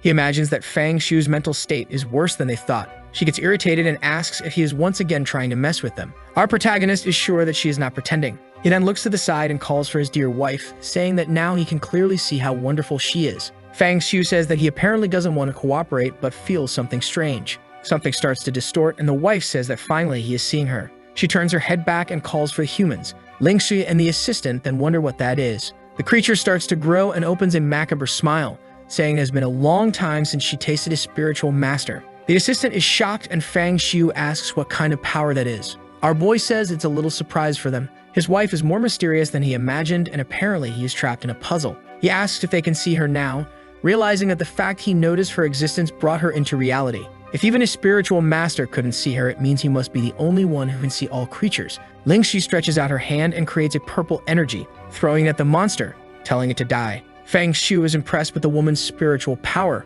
Apparently, that must be the ability of a spiritual master. However, from the smoke, the wife emerges unscathed. The woman can't believe it and loses her nerve, already trying to flee, saying it's impossible for them to handle that. The wife simply extends her finger and cuts the air. With that, Lingxi is disconnected and falls to the ground. Our boy is worse off than his friend and opens his clothes. Seeing that she has a fox tattoo on her inner thighs, he observes the assistant too finds a pink letter. He starts reading it while the wife asks why he isn't looking at her. He tries to discover as much as possible and in the next second is killed. He is back to the moment when he had just returned from school. He knows he can't do anything against his wife. However, tomorrow the investigation team will come, and that will be the time when the world discovers about the person who can see the future. He goes to the computer to access the forum he discovered by talking to the assistant. A message appears on the screen, and when he clicks it, a monster pops up, scaring him. However, he ignores it and keeps browsing the site. He's trying to find the truth about this bizarre world. Strangely, the wife turns the mouse. As he was researching very quickly, she asks him to be more gentle. Fang Shu ignores all this and continues researching. He enters a link that requires him to pay $1 million. The wife asks if he wants help, while he wonders how he will get that amount. He glances at the main post that talks about someone who can manipulate time. If this existed, his value as someone who sees the future would decrease. The person says the ability is called Waste of Time and congratulates the protagonist for wasting his time reading it. Our boy wonders what kind of forum this is. Meanwhile, at a university, a girl in a pink shirt sneezes in front of her computer and wonders who is talking about her. Fang Shu is trying to find classified information that only that investigator would have access to. The next day, he wakes up having spent the whole night researching more information about the bizarre events. Every time an event occurs, it is classified from rank S to rank D. A rank A plague could evaporate an entire city in one day, and a rank S event could destroy a nation. The problem is that the reason for these things and why they appear remains a mystery to everyone. However, these creatures are always around everyone, but each has its own condition for being materialized in reality. As always, the wife is saying good morning while he thinks that he didn't find anyone talking about seeing creatures in the sky. The goal now is to get money to extract as much knowledge from these forums as possible. Something he also discovered is about peculiar tools that have unimaginable functions, and the reason the scalpel is so strong is that it has been used for many sinister things. He remembers that one of the articles talked about connecting with the spiritual energy of a weapon. A blue aura begins to emerge and surround the room. Looking at the clock, he knows there are 3 hours left before the investigation team arrives. The energy enters his body and he finds himself being attacked by a bunch of creatures. His heart is crushed, but Fang Shu just asks if this is all the despair they can cause. If that's the case, all this hatred will become the new tool. He then orders the spiritual energy of that weapon to kneel before the new king. He feels he has gained at least another 2% power, realizing that these items are not just tools but also serve to help him evolve. The problem is that his physical body still can't absorb much, so he will have to wait a bit. He goes to have breakfast and his friend calls. He answers, saying he knows his friend received a power for extracurricular activities. Zhao Hao is startled and asks if he used precognition to know that, saying it's good he knows that even though his power has been discovered, it's still much more incredible than seeing the future. Someone's earpiece drops to the ground. It's the investigator in the car, and Lingxi asks what the problem is. He says he discovered the abilities of the 2 guys. She tells him to spit it out because he seems very excited. He says that Zhao Ho's ability is quite peculiar. She questions if it's so shocking, and he says that Fang Shu's is actually much more impressive. The boy apparently can see the future, warning that in the conversation, he already knows they are both going to visit him. He wonders how they already know they are coming. She is confused, thinking that even if something like this exists, it shouldn't be with a novice spiritualist. The assistant reminds her that the better the ability, the higher the cost to use it. She asked if he was using as an example the guy who could teleport but only 10 centimeters at a time. In that case, it's better to just walk. The assistant says that regardless, he has no idea how the boy knows they are coming. She opens the door, saying enough with the speculation. It's time to meet him in person. Face to face with him, she will judge if he really sees the future or is just making up stories. When they arrive in front of the room, the door is already open. They hesitate for a second, and she bursts in. Something catches their attention. Fang Shu is calmly serving tea for the 3 of them. Without looking to the side, he calls out their names and tells them to sit down. Immediately, both enter the house. She sits on the sofa, asking how he knows their names and also how he knew they were coming. Fang Shu immediately says that it's because he can see the future with his eyes. She crosses her arms and tells him to prove it if it's true. Fang Shu begins to talk about everything they came to do, from trying to find out what happened at the academy to also knowing about Zhao Ho's powers. The investigator says that all this can be discovered through logical deduction. Fang Shu laughs and the guy asks if he got any information wrong. Our boy ignores him and questions if anyone else knows besides him that the investigator is in love with Lingxu and that right now he has a love letter in his left pocket. He puts his hand in his pocket and trembles while the women look confused. Fang Shu says he will quote the letter, warning that it says, "Lingxu, when you are reading this, I will probably already be dead. However, there is something I have always wanted to tell you." The blonde interrupts the sentence and goes straight to the pocket to find it. She pulls out the letter and takes a look, getting scared because it says exactly what Fang Shu said. After thinking for a bit, she says that's not enough because the letter was written in the past and not the future. He then says that she can control flames and has measurements of 85, 63, and 80. The wife, who had turned into a cup, asks what her measurements are. Lingxu feels a bit embarrassed and says that her power is not a secret in the spiritual community and that he might just be a prodigy in analyzing measurements. Our boy then says he knows a secret and asks if she really wants him to reveal it. She smiles, saying she is not afraid of anything he might expose. Our boy then says he knows very well that she has a certain obsession with the color pink. Everything good she has is covered in that color. Moreover, she also has a pink fox in a very interesting place. She immediately exudes an aura, saying that apparently his power is similar to his friends. Both are indecent. Fang Shu makes up a story saying he doesn't know how everything happens. Last night he used his powers and saw the assistant writing the letter, and on the same night, he also saw her going into the closet to get dressed. She sits down, embarrassed, thinking that he must have seen more than that since that tattoo is very close. She then says she will believe him if he can predict the lottery numbers, and immediately, he writes them down. As he hands her the ticket, she knows this will be the perfect way to find out. However, she asks why he doesn't use this ticket and become a millionaire. He says it's because of the butterfly effect and how everything would spiral out of control. He makes a bet, saying that if the lottery number isn't correct, he could be killed. Lingshu is losing her mind with all the boy's arrogance. With that, the investigator asks him to comment on what happened at the academy. He remains silent and says that it was the Blue Mental Hospital. He had gone to the company's office when suddenly the entire place was engulfed by this illusion. Everyone in the office ended up being pulled into this so-called hospital. Obviously, Fang Xiu was going to lie. He doesn't mention many details or even the scalpel. He only says that at certain moments he saw the path where he and Zhao Hao would survive and where they would die. With that, he managed to escape dozens of anomalies. The investigator is startled, and Lingxi says she has never heard of a place with dozens of anomalies. Even though strange occurrences happen due to a dissonance, they never managed to act together. If he saw countless creatures, he probably encountered only one that manipulated them all. Fang Xiu says that apparently she doesn't have the experience to understand what he's talking about, but he adds that it's okay. Sometimes ignorance helps with survival. The poor woman is once again losing her temper with the boy's insults. However, the investigator tells her to calm down, explaining that it would be good if he returned with them today. Fang Xiu stands up and tells them to go quickly. An hour later, the car parks. They get out, and the assistant at the door says that this is the investigation office. Fang Xiu says this proves that almost no one can see the creatures since the path ahead of him is completely dark.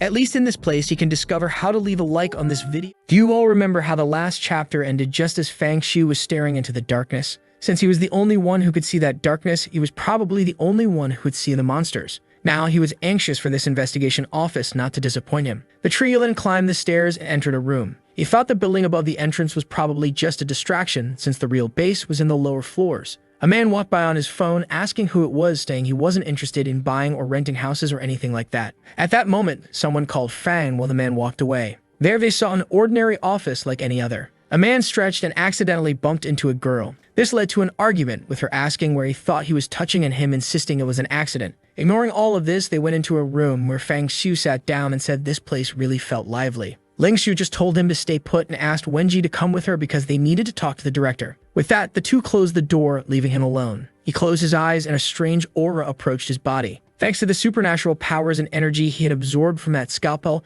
his perception had improved. However, even with sharper senses, he couldn't detect anything unusual, which proved this place was extraordinary. He began following Lingxu's steps to figure out where the director's office was. Suddenly, the blonde turned around, startled. Wenji asked what was wrong and if she was sensing anything strange. Our boy, sipping his coffee, realized she was much more perceptive than he had expected. In the office, the director asked if she was sure about this future scene business and who else knew about it. Fang Xiu confirmed it, saying the only other person who knew was his friend Zhao Hao. The director placed his cup on the table and said that a skill like this was extremely dangerous, so no information should leak. This guy seemed like the type who handed jobs to Peter Parker. He asked about the lottery numbers and Wenji handed them over. This was how our boy proved he could see the future, but the man didn't seem convinced, saying someone else might have told him. He told him to monitor today's lottery game to ensure it was 100% random and uninfluenced. He slammed his hand on the table and scratched his chin, saying he wanted to see just how capable this Fang Xiu really was. Then he turned to Lingxu, saying she was an experienced master. That's why he wanted to know if she thought the boy was lying. The competent detective said if this was lying, he was an excellent liar. Besides, predicting the future is easy to expose, so it wouldn't make sense for him to try deceiving anyone with it. However, she adjusted her hair, saying that personally, she was sure it was a lie. This was based on her intuition as a woman. The director wiped his hand and said whether it was true or not, they would soon find out. But what intrigued him was the boy's claim about numerous spirits being in the mental hospital. Lingxu said she believed that was impossible because if so many spirits really existed there, he wouldn't have left alive. As far as she knew, there were two entities in that place. One was the supernatural doctor who killed a person, consumed them, and only then moved again. The other is a creature capable of controlling dreams known as the Nightmare. The Battle Academy was a fixed supernatural domain, and considering these two monsters, it was at most a rank C region. The director asked how frightening this creature's dreams were. Lingxu replied they only scared ordinary people. Even the boy Zhao Hao survived by watching some adult videos, so obviously spiritual masters wouldn't be affected. When you understand the creature's ability, surviving becomes easy, unlike with the supernatural doctor. The director said the explanations were enough, and it was time to meet the boy. However, Lingxi said it was too risky, since they didn't know him well yet,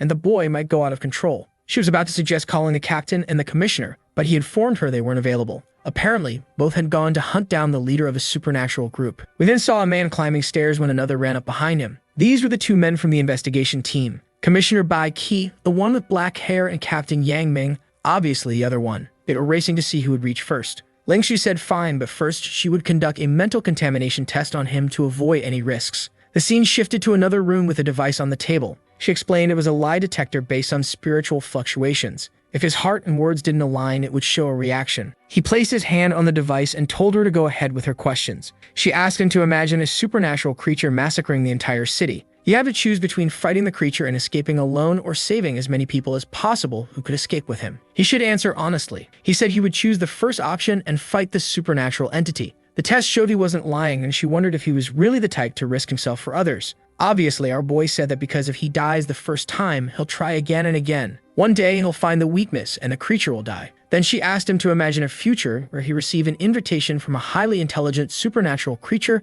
far stronger than any human ever existed. If he accepted the invitation, he would gain unimaginable power and authority. Fang Xiu immediately answered no. She was surprised and then asked what he would do if the creature offered protection to everyone he loved, including family and friends. Once again, he replied no. She then asked what he would do if his family joined the creatures, but he explained that he didn't have a family. She asked what he thought about friends since, as far as she knew, he was Zhao Ho's colleague. Fang Xiu said that if his so-called friend accepted the monster's invitation, he would no longer have a friend. She then said it was time for the third question. It seemed like many questions were asked, and he remained calm the whole time. Finally, she announced it was time for the last question and asked what he most wanted to do after becoming a spiritual master. He simply replied that he wanted to kill all the supernatural creatures in this world. Once again, she was surprised and lowered her head. She remarked that spiritual masters always had the darkest sides of humanity. In countless instances when she asked these questions, they always talked about killing creatures and gaining as much money, fame, and women as possible. Seeing our boy with such noble ideals, she was even moved to tears, wondering when someone so selfless toward humanity had appeared among the masters.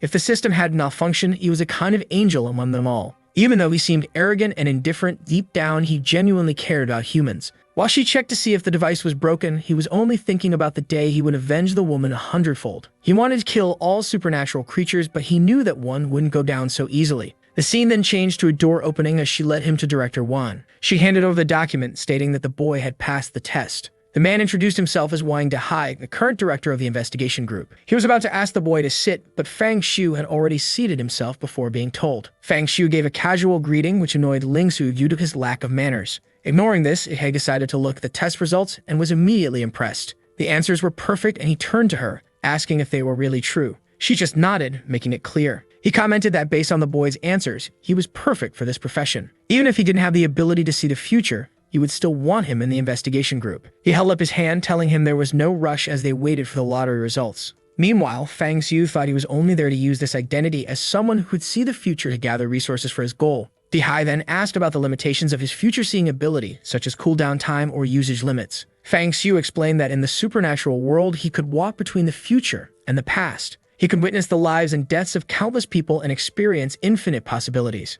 Ling Xu, whom I confused with Fang Xiu from the other story, was irritated because he always gave these grandiose answers, acting so full of himself. At the moment, the boss was talking about how the commissioner and captain were the strongest when someone burst into the room, announcing something terrible had happened. Apparently, the investigation commissioner had died. The two stood up in shock while Fang wondered how strong a third-level person would be. It's a shame the man died before becoming useful to him. Someone commented that Bai Qi was the #1 spiritual master in this city. If someone like him really died, everything would fall into complete chaos. It seemed, however, that the man hadn't truly died yet. He was currently battling the headless supernatural creature, but he hadn't informed Captain Yang. Normally, if the two worked together, this wouldn't be a problem. But as he advanced, another mysterious entity was lurking nearby. In fact, he really did die because he attacked alone and was caught off guard by the other entity, with blood splattering everywhere. The director slammed the table, demanding to know what the investigation group was doing, being unaware of this other monster's presence. Someone explained they had investigated everything, but this creature appeared out of nowhere, as if it materialized in thin air. The chief sat down, asking where Yang Ming was, and the man replied that he was heading toward Qinbei City. He then covered his face and ordered them to take Fang Xiu to the rest area while telling Shang Lingsu to join him in the conference area. Fang Xiu stood up, motioning for the man to lead the way, who hesitated before complying. Walking through the hall, he overheard people discussing investigations in Qinbei City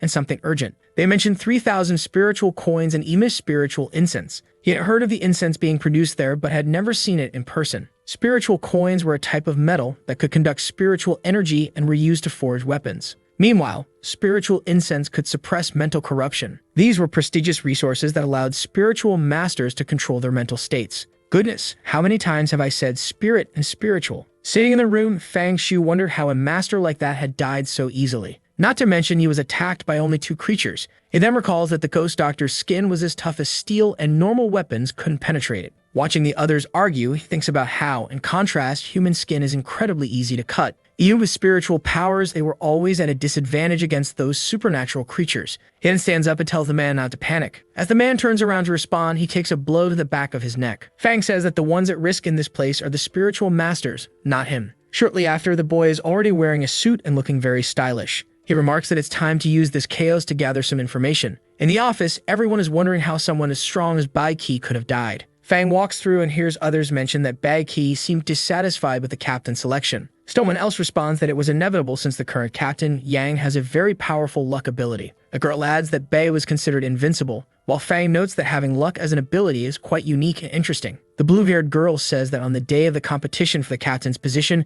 Bai Qi had a stomachache. Her friend questions why he didn't ask for a break, and she replies that someone as proud as Bai Qi would never do that. As a result, he was forced to fight even with diarrhea. Fang leaves, thinking that all the news here stinks, literally, and none of it is useful. At that moment, someone opens the door, announcing for everyone to gather in the conference room because Yang had arrived. Fang knows this is the perfect moment to get important information. In a large meeting room, the entire office gathers around a massive table. Standing discreetly in a corner, our boy wonders who's bold enough to smoke in a place like this. He looks to the side and sees a man in the corner who seems to be crying. He assumes this is Captain Yang, shaken by Bai's death. Then Captain Dahai speaks up, telling everyone to look at the screen, as it shows the new entity capable of hiding in the shadows. Bai Qi hadn't been able to detect his presence during the fight. No matter how fast he was, he couldn't escape his own shadow. As a result, he was gravely injured and finished off by the headless creature. Yang already killed that same creature, but the shadow entity managed to escape. The meeting's purpose is not only to address this incident, but also to avenge Bai Qi's death. At least amidst all this chaos, there's good news that Yang had advanced to the 3rd rank and is now one of the strongest spiritual masters. Fang knows this means the man has awakened 41% of his spiritual potential. He wonders what effect this will have on the man's luck ability. Yang rises from his seat, grabs his cigarette pack, and sees it's empty. He crushes the pack and turns around, asking if anyone has more. The director reminds him that the city's safety is now in his hands.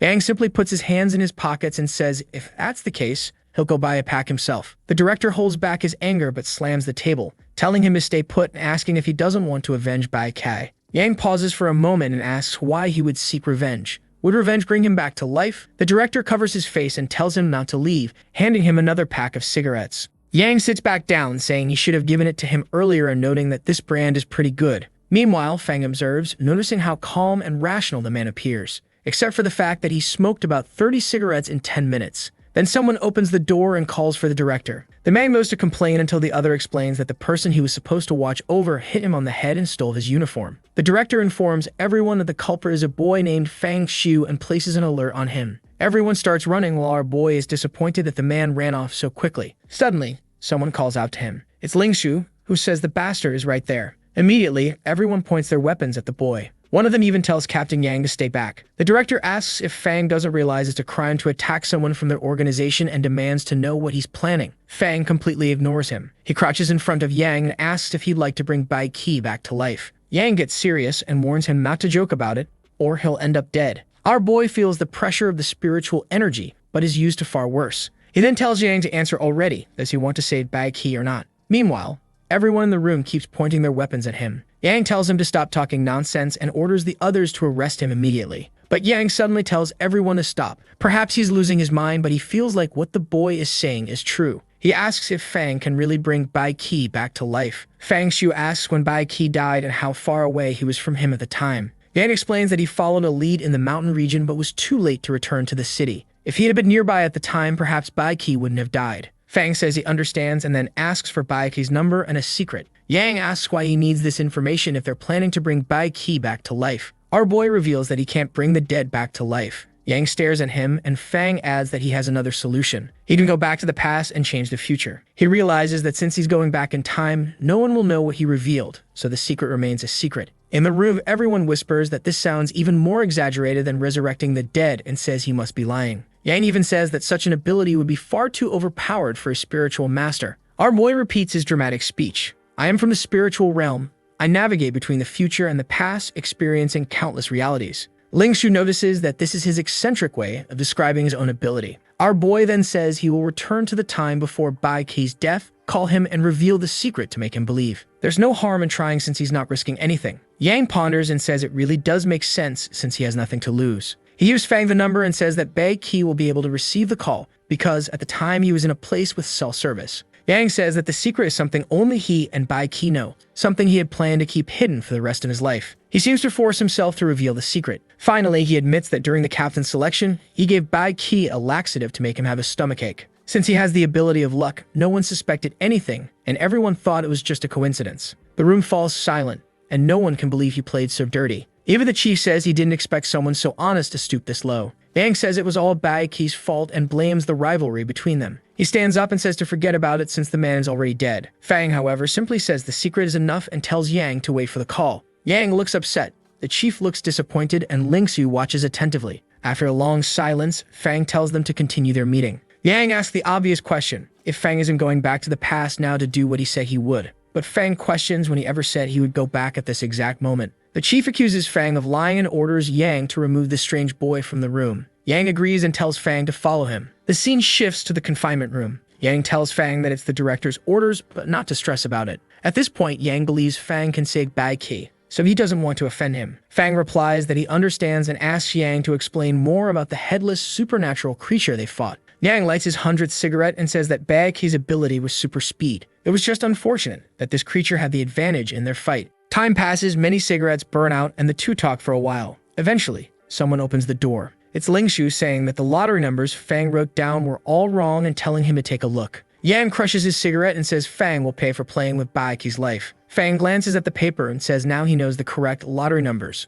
But Lingshi says the cost of his mistake will be his life. Fang pulls out the scalpel and everyone is startled. Our boy tells them not to worry. He always keeps his word. The others prepare to draw their weapons, ordering him to stay still, but Fang strikes his own forehead. He says he'll see them earlier in the day. Time rewinds, a car screeches to a stop, and it's the exact moment he arrives at the office. This time, he writes the correct numbers and hands them to Lingsu. As they enter the building, he says that as soon as they turn the corner, there will be a man on the phone. Sure enough, the same man from before walks by, talking on his phone. Both of them are impressed that Fang has already started predicting everything. He walks ahead and says the man in the middle row will try to stretch and accidentally bump into a girl. Of course it happens. Lingshu looks back, watching the argument unfold. The other investigator seems to trust that Fang can see the future, but Lingshi says these are just reasonable deductions. However, Fang takes the lead and says he'll take them to the room. He opens a cabinet, grabs some tea, and serves it to the two of them. They wonder why the boy is doing everything they were supposed to do. A boy even adds sugar to both of their coffees. They ask if he's been there before, to which he replies no.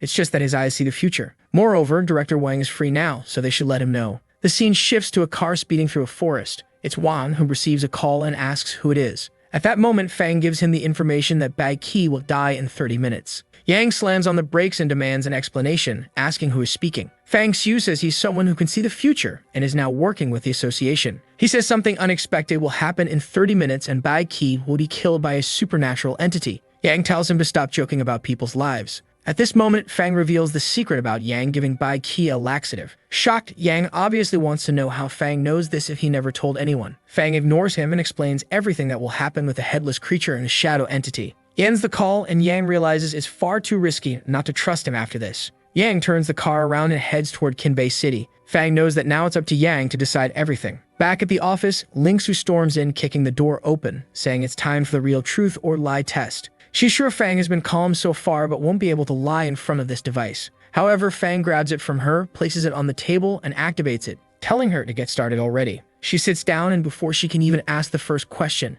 he answers that he would fight the supernatural entities. Before she understands what's happening, he already answers the second question, saying he wouldn't side with the entities either. Moreover, if his friend sided with the creatures, their friendship would end. He keeps talking, answering every question until for the last one. He says what he wants most is to kill all the supernatural creatures in this world. The girl hasn't even reacted yet. He simply stands up from the table and says the test is over, so it's time to be the director. She stays there, holding the device, wondering if it's broken or somehow malfunctioning. The scene shifts to the director's office, where he's saying it's hard to believe Fang's ability to predict the future. Fang simply says there are people who can't be measured by common sense, which is why it's impossible to understand him. The chief feels like punching the brat, but instead demands the test results. Moreover, the red email states it couldn't flag anything because Fang predicted every question and answered them correctly. On top of that, the lie detector didn't go off. Our boy starts realizing he'll need to invent some kind of weakness to make people believe his ability is legitimate. He then explains that every time he uses this ability, his mind is flooded with information, causing a spiritual overload. This makes it impossible for him to predict a distant future, and the reason he's using it so much today is to prove he has the ability and to get a spiritual incense. Considering that incense stabilizes spirits, the chief thinks this explanation makes a lot of sense. He then asks Fang what kind of salary he's expecting, pointing out that spiritual incense isn't expensive. Fang says he wants the salary of a second-level spiritual master plus an extra incense every month. Finally, every time they need his abilities, they'll have to pay a bonus. The director says he can agree to part of that, but thinks the bonus is too much. Fang leans back in his chair and says the director doesn't seem to understand the value of someone who can see the future. But he reassures him, saying he has already prepared a big gift for the place. Of course, Wang wants to know what this gift is while feeling an ominous sensation. Fang Xiu smiles and says today's gift is Bai Kei's life. Naturally, the director is startled, slamming the table and asking if Fang is threatening Bai Kei's life. Fang Xiu simply tells him to call Bai Kei right now. The chief glances at Ling Xiu, who approaches and places her hand on Fang's shoulder, but he remains confident, smiling. Just as Wang picks up the phone, someone opens the door. The chief goes to scold them, but it's Yang,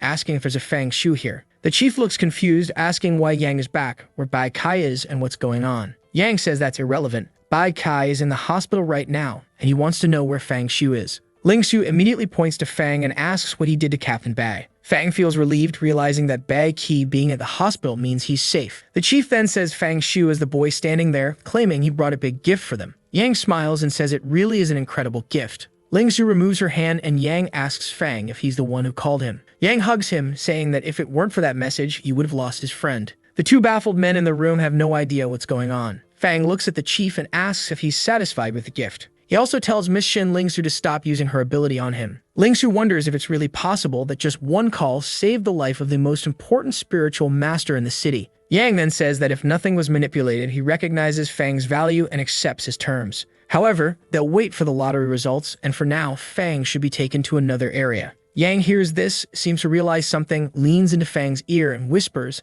that he'll meet him later. In another room, Fang is sitting with Ling Xiu. She's thinking that he not only predicted her habits, but also knew about her private tattoo. She feels exposed, as if she has no secrets left in front of him. What she wants to understand is why it always seems like he's staring at her neck. Fang, on the other hand, is thinking that she has a long, white neck, just like his wife. He knows the blood there is warm and wonders if his wife would also bleed like that. Considering she's a ghost, he thinks her blood might feel refreshing if it spilled on him. At that moment, someone opens the door. It's Yang, saying he wants to speak privately with Fang. Ling Xiu leaves the room, visibly flustered. Yang sits down and Fang watches him. Yang's expression suddenly changes and he asks if Fang hasn't told anyone about the laxative incident. Fang realizes the director is very cautious about his future seeing ability, while Yang is only worried about his past misdeeds. Fang assures him that so far, no one else knows, but adds that it might change in the future. Yang asks what he means by that, and Fang replies that it means Yang might have to pay a little extra. Yang tells Fang Xiu that he needs to understand that here Yang is the captain, while Fang is just a rookie who just joined. Fang, however, simply responds that Yang should pay him 100 spiritual coins immediately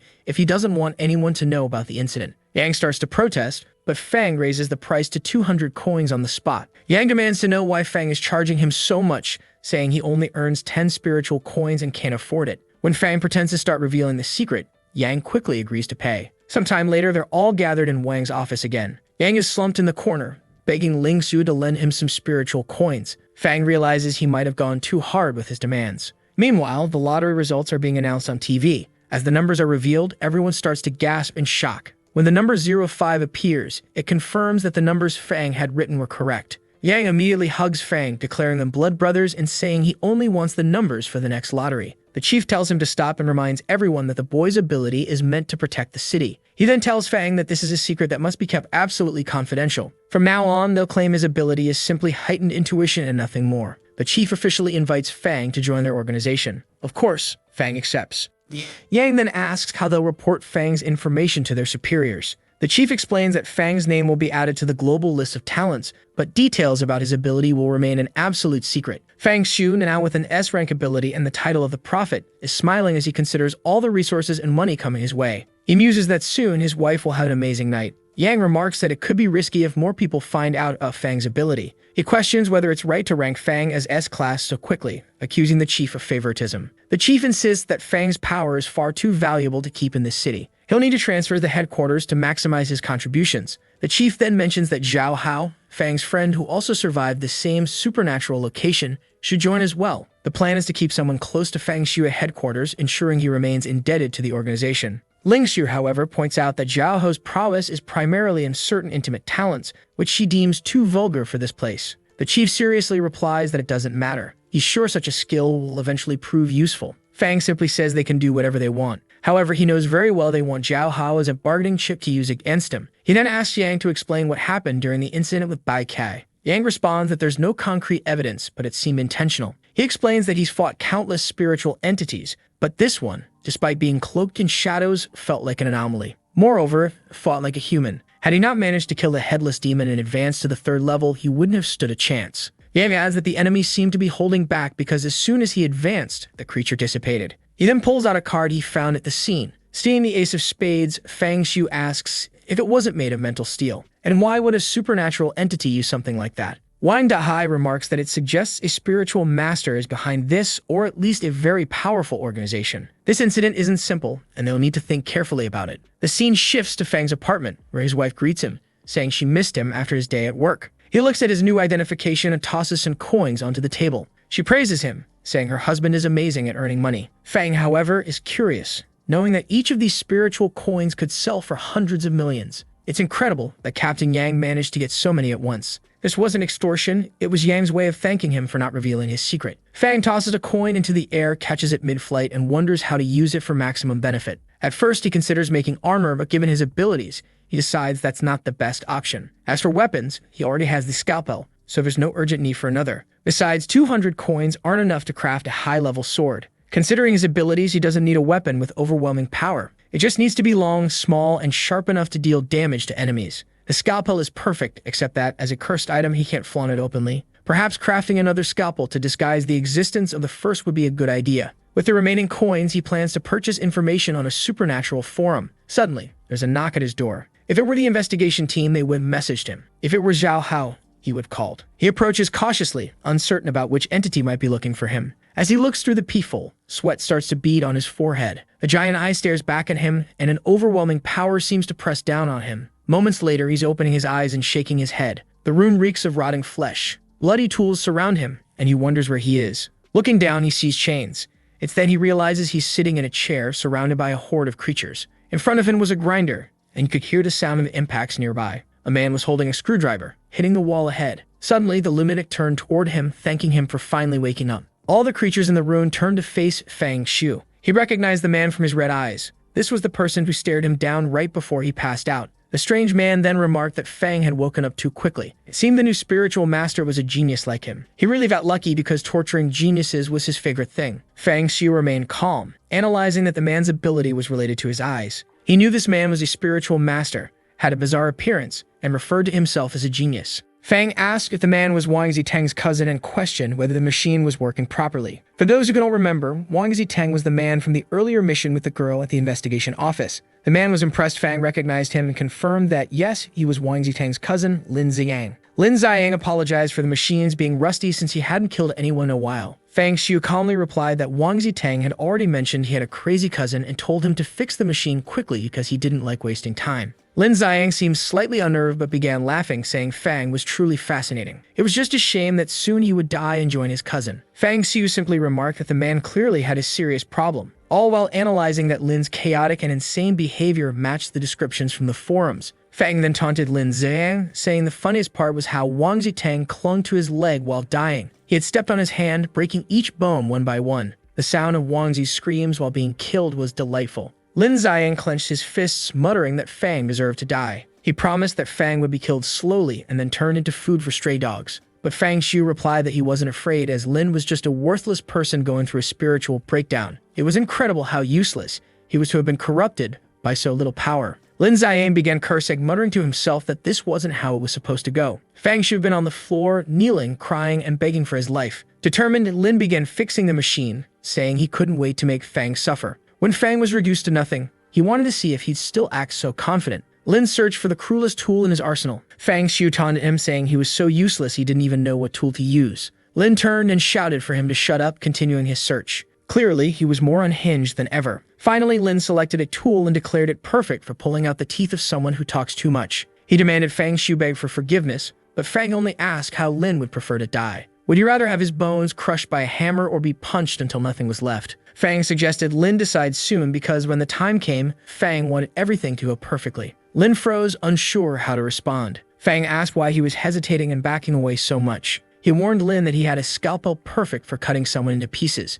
While he'd like to make at least 1,000 cuts, he admitted he wasn't skilled enough and guessed Lin would die before the 100th. For that, Fang said Lin might need to start apologizing. Lin Ziyan put his hands on his face, muttering that Fang was the true lunatic having a spiritual breakdown. He warned that in this place he controlled life and death and ordered Fang to stop threatening him. Fang Xiu simply replied that life was always in his hands. He then looked at a snake-like creature nearby and asked if it was hungry or wanted to eat someone. The creature seemed to glance at him, though it was hard to tell since its eye was also its mouth. Lin Ziyan asked whom Fang was talking to. Fang replied he was speaking to the entity that had to take Lin's life. The moment Lin Ziyan acknowledged the creature's existence, he froze as it appeared before him. Shocked, Lin stammered, asking where the thing had come from, calling Fang the real lunatic. Fang Xiu just smiled and said there were countless more where it came from. He greeted them all and invited them to appear. Lin Ziyan, already on the brink of madness, completely lost it, screaming that it was all an illusion and couldn't be real. Fang Xiu just laughed, and with that, another life reset. When he opened his eyes, he was back home with his wife, who was celebrating his return from work. He ignored her and collapsed onto the couch. The sensation of being eaten alive by countless supernatural creatures wasn't so bad. Another point toward his pain tolerance. At that moment, there was a knock at the door. He grabbed his scalpel while his wife asked if they were expecting visitors tonight. Fang only thought about giving someone the chance to experience a very painful death. At the door, he vowed to fulfill his promise. Peering through the peephole, Lin Ziyan could hear footsteps approaching. One glance would be enough to activate his ability. But instead, the scalpel shot through the door, piercing him directly. As soon as Lin Ziyan collapses to the ground, he mutters that it hurts, and then passes out, apparently unable to withstand the pain. Fang Xiu opens the door, grabs Ziyan by the leg, and drags him into the house. He removes the scalpel from the door and checks if Ziyang is carrying anything suspicious. While Fang Xiu examines some documents, his wife asks who this person is that he's brought into their home. After finding some ordinary items, Fang discovers something that emits a faint supernatural aura, a bronze object resembling either a sword or a candelabra. He wonders if it might be a cursed artifact. Fang is impressed that Ziyang possesses something so powerful, though it's still not on par with his scalpel. Given how easily Ziyang was subdued with a single strike, Fang concludes that he's likely not a level 2 yet.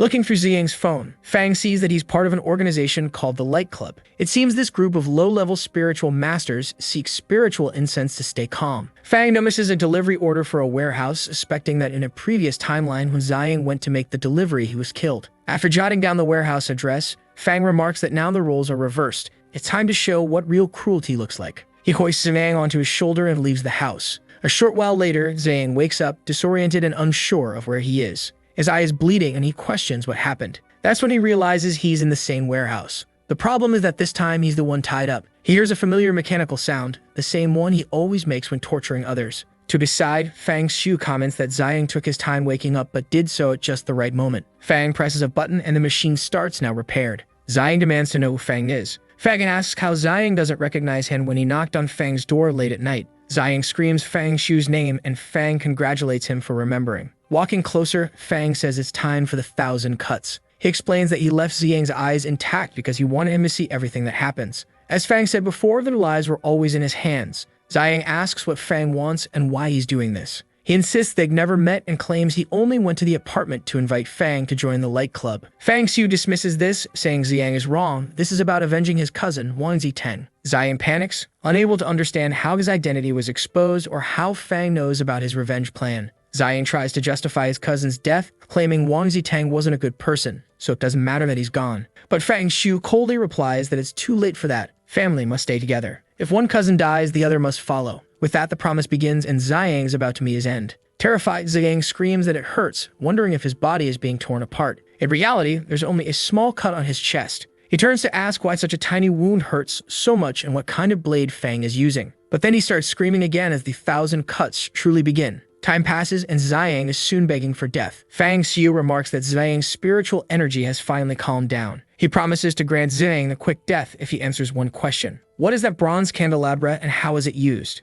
Ziyang explains that it can repel supernatural attacks. By injecting spiritual energy and fresh blood into it, the user can defend against any attacks within its range. However, the stronger the attacking creature, the faster the blood is consumed. Fang Xiu then asks how much spiritual energy Ziyang has awakened and why he lost control. Ziyang admits he awakened 20% but lost control while attempting to advance to level 2. The failure locked his body's evolution while his mind became increasingly polluted by spirits. Fang Xiu continues interrogating, demanding information about the Light Club, its members, their abilities, and everything else. Ziyang complies, revealing that the leader of the organization is a second-level spiritual master. 30 minutes later, Ziyang insists he's told Fang everything he knows and begs to be killed. Fang Xiu thanks him for the answers but adds it's a shame they're still far from reaching the 1000th cut. Desperate, Ziyang screams that Fang is a shameless liar. Fang simply tells him to enjoy the pain. Ziyang screams to the heavens, swearing vengeance and cursing Fang repeatedly. But then suddenly he stops. Fang Xiu notices the silence and asks why the screams have ended. Blue bubbles begin rising from Ziyang's body,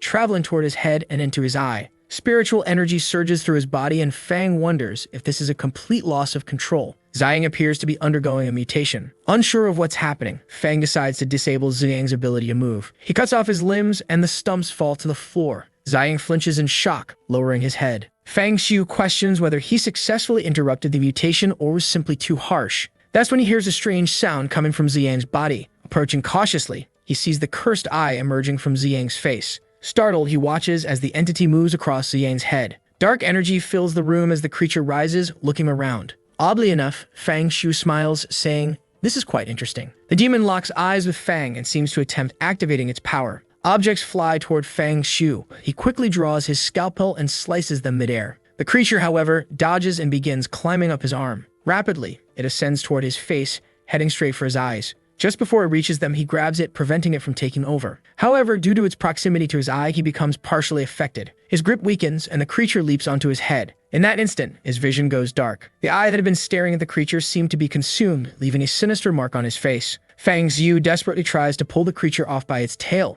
but it slips away. Persistent, he digs at it with his fingers, but the parasite, now entrenched in his eye, begins interacting with his brain. The creature starts linking itself to his body. Fang Xiu's vision returns, though everything on one side is blood red. It's clear that his eye is completely overtaken by the entity. His eye twitches, rolling uncontrollably, as a voice echoes in his mind, speaking of the King of Spades and the frailty of flesh, hinting at supernatural ascension. The creature declares its intention to seize control of Fang Xiu's body, imprison his consciousness, and trap him in an eternal loop of pain. Fang Xiu laughs and asks if they really think they can make him feel pain, boasting that his tolerance far exceeds that of the creature. The monster threatens that once it takes control, it will devour everyone Fang Xiu loves. But suddenly, the creature finds itself in darkness, confused about where it is. As it sifts through Fang Xiu's memories, it becomes certain this is no ordinary human mind. Fang Xiu's voice echoes, asking the creature if that's all the pain it can handle. He promises to show it the true meaning of suffering. Desperate, the monster attempts to flee, pleading to avoid whatever torment awaits. Then something shatters. Fang Xiu proclaims that with Lin Ziyang's death, he is now the master of the blood pupil. The ability of this cursed eye is to cause a spiritual shock when someone looks into it,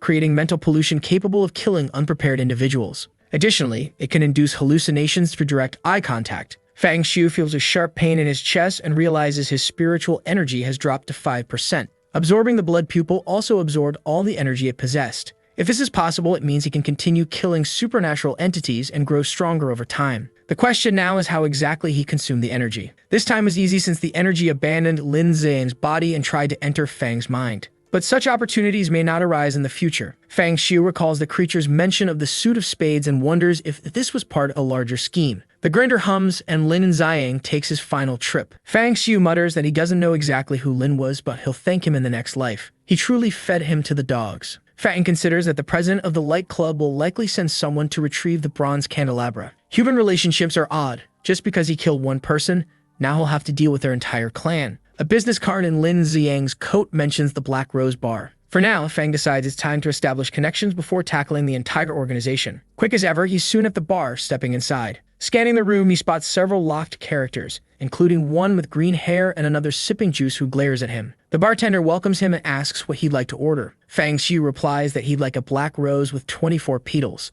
The bartender pauses mid-cleaning, apologizing and saying they don't serve that drink here. Fang calmly clarifies that he's not asking for the drink, he's asking for the flower. The The bartender's expression shifts and he asks Fang to follow him. Pressing a button, a door opens, and the man instructs Fang to follow the path where someone will receive him. As Fang Xiu walks down the corridor, he thinks they've hidden themselves well. Turning a corner, he encounters two guards at a door. These people are far more cautious than the investigation office. One of the guards stops him, asking for his membership card and warning that any conflict is strictly prohibited inside. After patting him down, they accept Lin Xiang's card and grant him access, wishing him a good night. Passing through the door, Fang feels a strange sensation. Opening his eyes, he finds himself in a grand hall filled with numerous people. Considering there are fewer than 100 spiritual masters in the entire city, having even a dozen in one place is impressive. A striking woman approaches, asking what he desires for the night. Without hesitation, Fang Xiu states that he wants to kill someone. The scene shifts to a private room with just the two of them. Fang asks how much it would cost to assassinate the president of the Light Club. The woman explains that as the leader of a powerful group and a second-level spiritual master,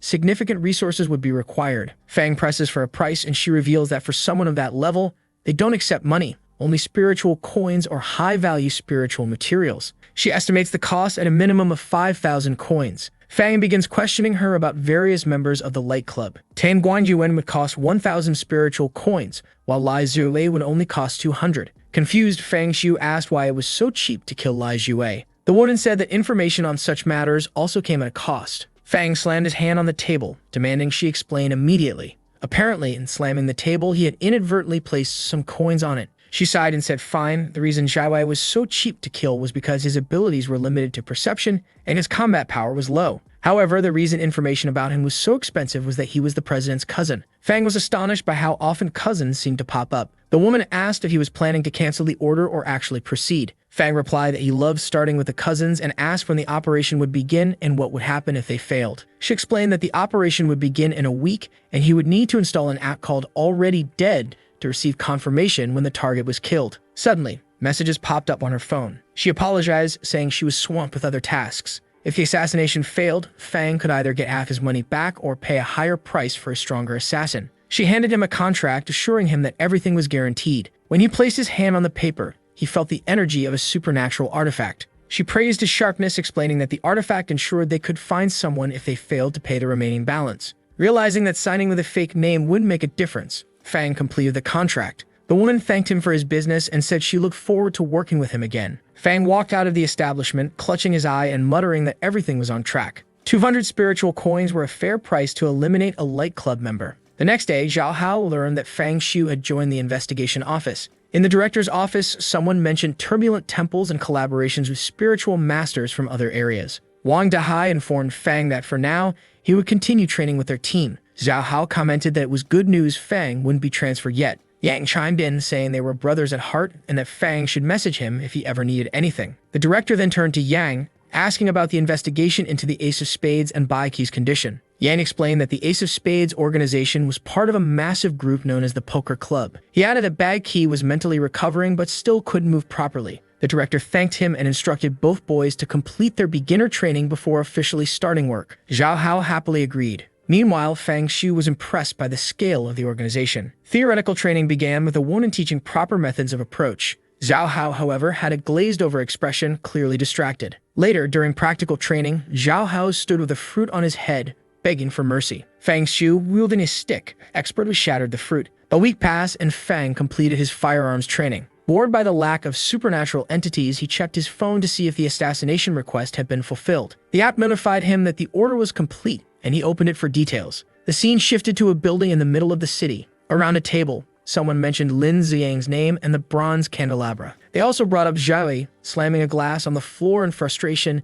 demanding to know who was targeting them. It was clear that the Light Club was under attack. Woman approached, asking the angry young Master Mei to calm down. Sitting on his lap, she reassured him that he shouldn't stress so much. Master Mei took a sip of wine but paused, detecting a peculiar smell. The woman made a hand gesture indicating she had been working. Realizing what she meant, he angrily asked how she dared touch him with a mouth that had just worked so much. She laughed, telling him not to be angry, insisting she only played with others but kept him in her heart. Clearly, Master Mei was the cuckold of the association. The woman promised to solve all of his problems within a week. The scene shifted to the hospital where Bai Qi was recovering. He mentioned regaining most of his mobility but still being unfit for combat. On a video call with the director, Bai Qi was told to rest, with his missions assigned to another group in the meantime. The group's objective was to eliminate the hospital's supernatural creatures. Yang recommended that Fang Xiu join the mission, given his prior experience there. The director disagreed, stating that Fang's power was too important to risk on a Rank C mission. Yang countered, claiming there wasn't much difference between Rank C and Rank E missions. The director retorted that such a distinction only held true for third-level spiritual masters. For most, the difference was life or death. He insisted they remain cautious, especially with the poker club's emergence and Bai Kai still hospitalized. The poor Bai Kai, still recovering in the hospital,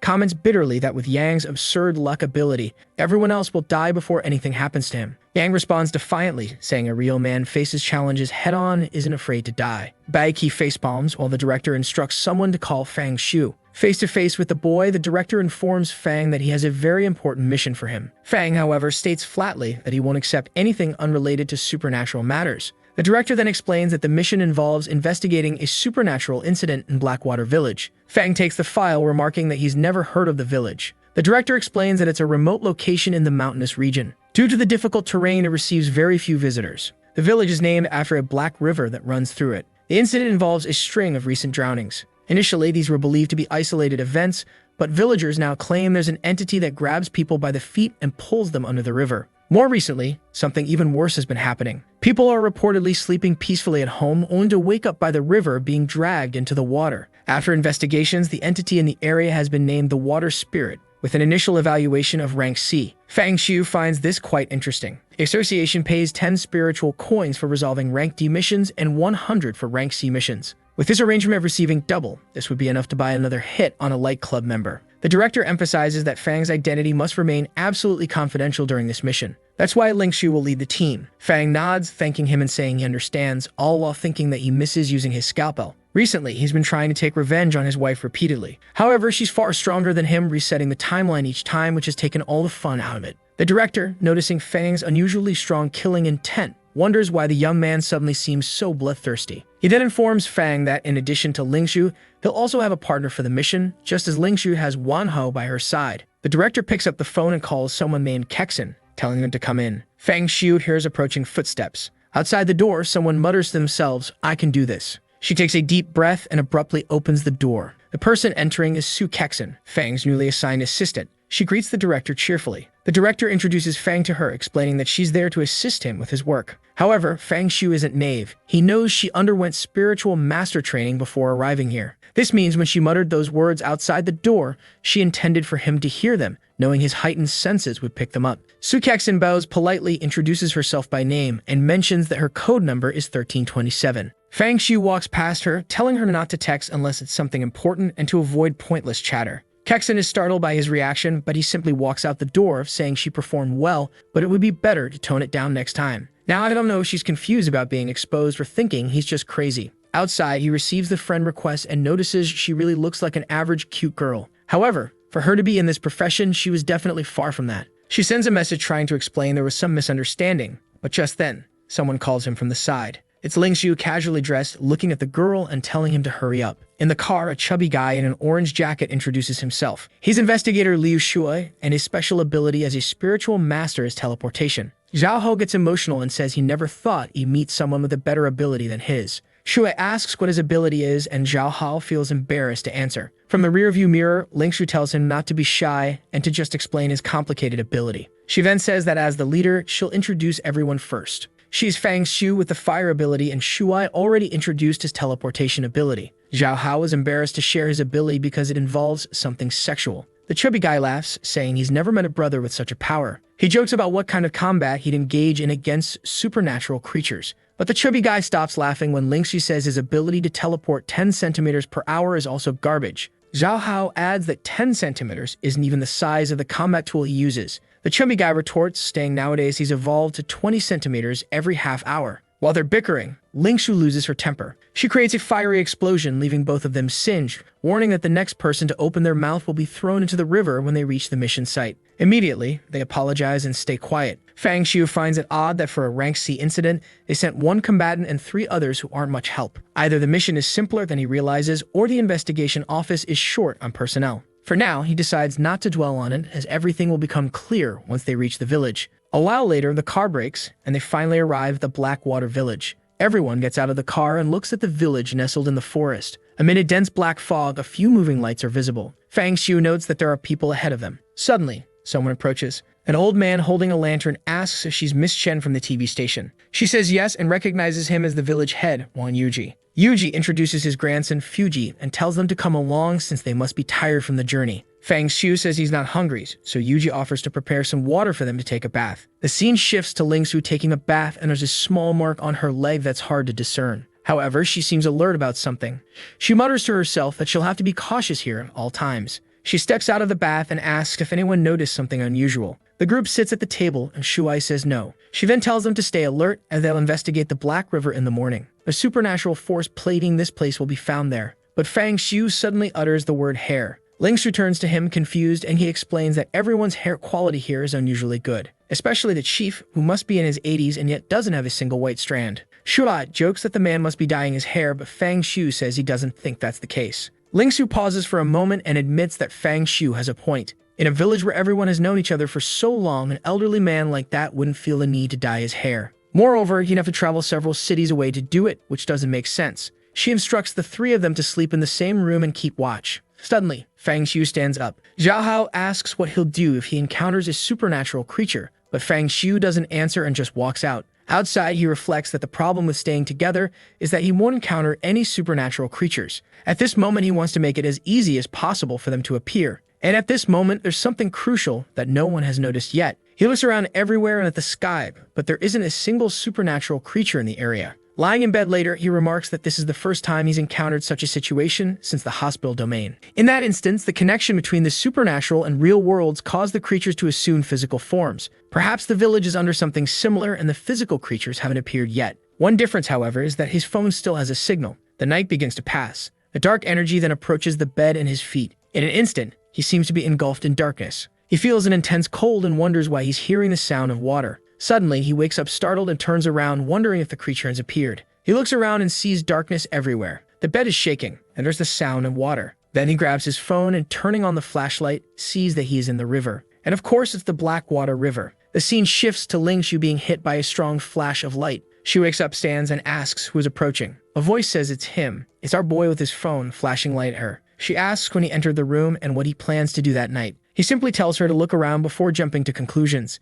Everyone's beds are in the river, and they're still sleeping peacefully. She asks where they are and what happened. At that moment, Zhao Hao wakes up, wanting to know what's going on. Suddenly, someone grabs him from the side. It's Shuai, terrified, asking why they ended up in the river. Zhao Hao just yells for someone to get the crazy chubby guy off his neck. Fang Xiu explains that this is the supernatural river where the incidents are happening. Strangely, they are being drawn toward the center at that moment. The two cling to each other, saying there's a cyclone in the middle of the lake, pulling everyone in. Seeing their reaction, Ling Su facebombs. She orders them to stop talking nonsense and use their hands to paddle away from the center. However, Fang Xiu knows this isn't normal. A creature capable of teleporting so many people into the river wouldn't let them escape so easily. Shuai tries to paddle, but soon realizes something is off. He says it's not working. No matter how hard he tries, they're not moving. Zhao Hao suggests swimming, but Ling Shu warns that the river is the creature's zone of control. That's the one thing they absolutely shouldn't do. Moreover, as the team's best fighter, her fire ability is useless against a water-based enemy.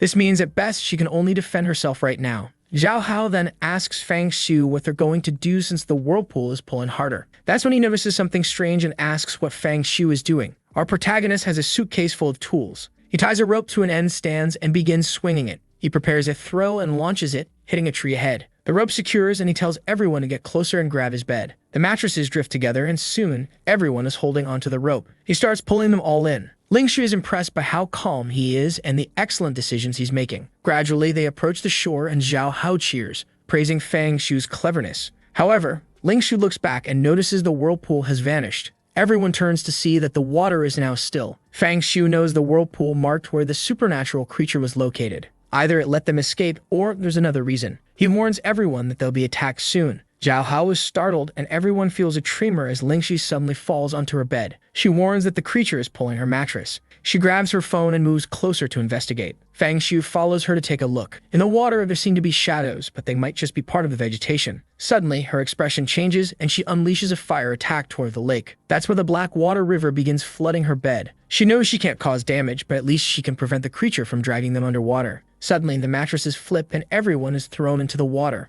Shuai clings to Zhao Hao, both terrified, saying they're being pulled. But Fang Xiu swiftly delivers a blow to Shuai's neck. Shuai passes out, and Zhao Hao even thanks him. A while later, Shuai is tied to the rope while everyone pulls themselves out of the lake. Zhao Hao wonders if they're even heading to the shore, while Fang Xiu ponders why they weren't attacked despite falling into the water. Suddenly, Fang Xiu pauses and looks back. Ling Xu seems healthier and more radiant by the day. "Whoa, buddy, even she notices your stares. Take it easy." She awkwardly asks what everyone is looking at. Fang Xiu simply tells her to ignite the fire already. The water creature is afraid of her power, so she needs to burn through all her energy to force it to appear. Confused, she asks what they'll do once her energy runs out and the creature shows up, considering no one has combat abilities. He reassures her not to worry. He has a way to handle it. Still unsure, she activates her power. Zhao Hao cheers, joking that now the water feels like a hot spring. After some time, she says she can't continue, having exhausted her spiritual energy. Fang Xiu knows the time has come. He hears noises behind him. Zhao Hao alerts them that something supernatural is in the lake this time. Fang Xiu looks and sees several green strands approaching. The strange energy is also surrounding Ling Xiu, who asks what they're going to do.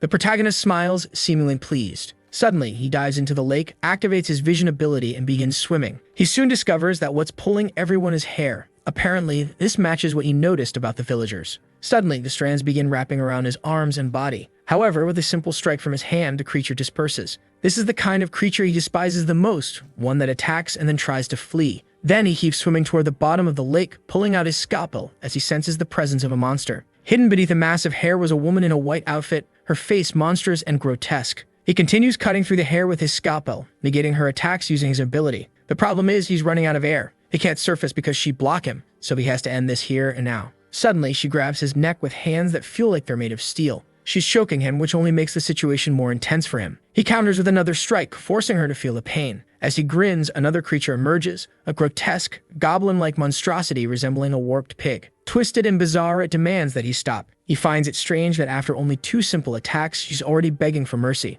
Perhaps water monsters are particularly fragile. But then the hair tears the woman's head from her body and swims away through the lake. That's when he realizes the body wasn't part of the supernatural entity. He surfaces to catch his breath, informing the others that unfortunately, the creature escaped, and they should all head to the shore. Everyone gets out of the river, dragging Shuai along with them. Ling Xiu mentions someone will have to perform CPR and asks which of the two will do it. Zhao Hao suggests she do it since she's a woman. Fang Xiu steps forward instead. She blushes and asks if he's really not going to hesitate at all. In response, he slaps Shuai on the face, making him immediately spit out water. A strange energy invades Shuai's chest, and he suddenly wakes up in a panic, demanding to know who hit him. Zhao Hao jokes that Shuai was faking unconsciousness just to get a kiss from Investigator Shen. Fang Xiu calmly states there was a corpse underwater, and that the supernatural entity was the hair attached to it. Additionally, the village chief's hair is identical to that of the creature, so they can't return to the village tonight. Fang Xiu mentions the woman's corpse and says that if he alone could fend off the creature, it can definitely be defeated once it recovers. He then calls his assistant, So Kexen.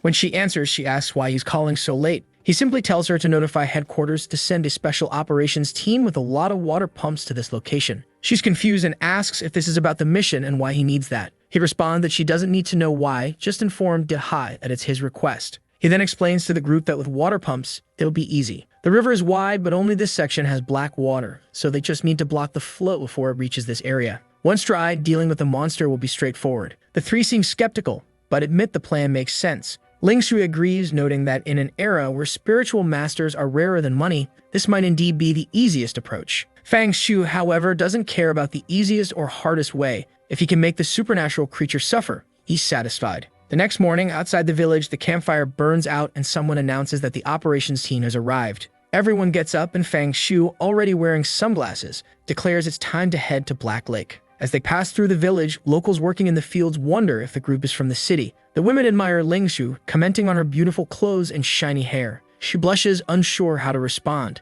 Meanwhile, the men observe the villagers' hair, noting that it's just as flawless as the chief's. The operations team has blocked off the area and is setting up water pumps. They begin draining the river, warning Fang Shu to stay back as it's no place for tourists. But he steps forward, showing his credentials. An armed officer informs him of the situation, but a white-haired woman questions whether he's the team leader and what he's doing to the river. Ignoring her, he steps past the barricade and orders the others to clear out. The two are escorted away by someone explaining they're just tourists trying to enjoy Black River. Fang Shu ignores the comments, asking if everything is ready. The officer confirms and he orders them to begin draining the river. The water pumps quickly dry out the river, and Fang Xiu marvels at their efficiency. He muses that if conventional weapons weren't so useless against supernatural creatures, spiritual masters wouldn't even be necessary. 3 hours later, the river is dry. Amid the mud, the creature he killed the night before is visible. Now it's clear why Fang Xiu is wearing sunglasses. He can use his vision ability without anyone noticing. In the dirt, he spots a strange black creature with red markings. He orders Ling Su to unleash her flames and attack the remaining puddle of water. He suspects he's witnessing a future event and immediately gives the command. The flames hit the puddle directly, and after writhing in agony, something rises into the sky. Everyone gasps as the entity appears, spreading across the area. Ling Su vows revenge for the freezing night in the water. But suddenly, Fang Xiu hears a clicking sound. It's the sound of a weapon being cocked. He turns to see a trembling soldier pointing a gun at him. Zhao Hao demands to know what they're doing, reminding them that everyone here is on the same side. Then Ling Su rushes forward, shouting at the soldiers to lower their weapons if they don't want to die. One soldier yells for them to take cover because he can't control his own body. Suddenly, they all begin fire and chaos erupts. It's as if the bloodlust has been triggered. Fang Xiu observes the scene, thinking to himself that perhaps time has reversed again. He glances sideways while the white-haired woman keeps complaining, asking what right he has to take such actions. Using his ability, he notices the soldiers seem like ordinary people, showing no signs of abnormality. Still, to be safe, he neutralizes the two closest to him, shocking everyone. One blow to the neck, and the woman collapses to the ground. He pulls out his scalpel, wondering if he judged too quickly, or if they were indeed just regular people.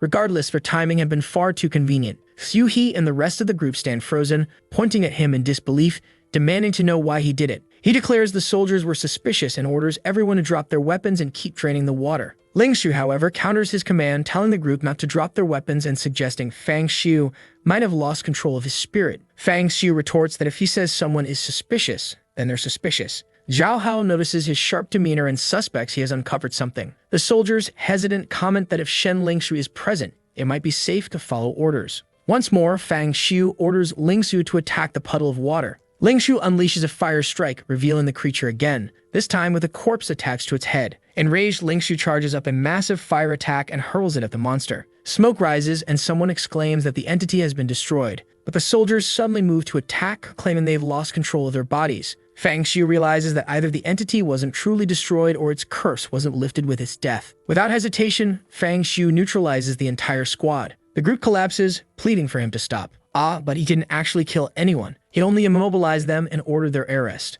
With the help of his team, everyone is soon tied up. Shuai thanks Fang Xiu, saying it's thanks to him they weren't riddled with bullets. Fang Xiu, already on his phone, requests an examination of everyone involved in the operation. He speculates whether the special ops team was being controlled by an entity other than the one they were hunting. He then declares it's time to return to Blackwater Village. Back at the village, everyone is there with their unnaturally beautiful hair. Someone remarks that they should return to normal after the entity's death. Zhao Hao adds that the more he looks at the villagers, the more unsettled he feels. Someone mentions the best way to handle an entity is to eliminate everything until normalcy returns. Of course, it's Fang Xiu who says this, approaching a car while remarking that his hair is better maintained than most youths.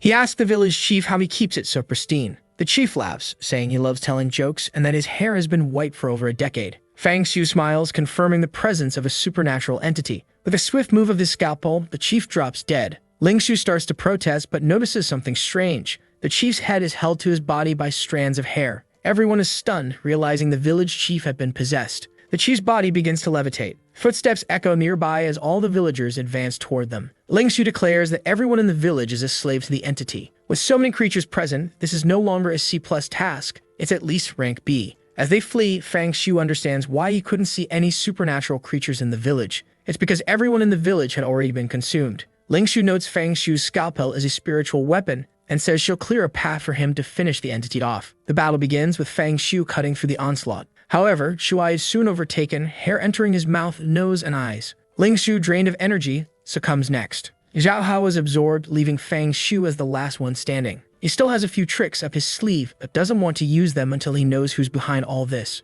Still, it's clear he won't escape alive if all his allies are already dead. He contemplates taking his own life, reasoning that if he dies, no creature can finish him off. But the deeper he delves, the more the mystery of this place intensifies. He calls Su Kexin, instructing her to alert the operations team to bring gasoline and surround the entire village. The team questions his plan with the gasoline. He bluntly replies they're going to burn the entire village to the ground. The scene shifts to the white-haired woman being used as a chair by an assistant. Another man helps her bathe as she laments how easily Fang Xiu thwarted the seeds she planted in the operations team. Frustrated, she kicks the assistant and says that they'll have to find another opportunity, but are currently trapped in the mountains. The man, annoyed, begins singing a shrill tune, wondering aloud why Fang Xiu refuses to die obediently. Shortly after, all the gasoline barrels arrived. Fang Xiu informs Ling Zhu that there are no longer any living people in the village and that they need to destroy everything there to resolve the incident. She responds that if what he's saying is true, this place is a rank B area, and they would need reinforcements. He stays silent, prompting her to ask what's wrong. He questions how many spiritual masters are even available and how many of them are still beginners. Moreover, when was the last time their judgment had been wrong? He wouldn't take any unnecessary risks. The Blackwater village no longer had any reason to exist. They spent the entire day pouring gasoline until 10 at night. Zhao Hao tells Fang Xiu that there's no spot left where the fire wouldn't spread. He then orders Ling Su to start the task. She activates her ability and flames begin consuming the forest. Naturally, the village is caught in the blaze, quickly engulfed by her powerful fire. The flames are so intense that everything will surely turn to ashes. Zhao Hao hesitantly asks if Fang Xiu is absolutely certain that everyone was a puppet of the spirit. If that weren't the case, this could go down as one of the worst crimes in the city's history. Shuai points out that it's strange no one is screaming despite the intense flames. Meanwhile, Fang Xiu stands there, hands in his pockets, waiting for the monster to reveal itself. He keeps his gaze fixed upward until, amidst the inferno, a creature emerges. Its roar is so deafening that everyone covers their mouths in shock. Fang Xiu grins, saying, "So you finally revealed yourself." The monster strides out from the flames, announcing that it originally had no intention of killing him. But now, after destroying its home, it adds ominously, "You better give like in this video that helps Mamoru make more juicy content for his viewers, activate the cheeky little bell, and I'm out."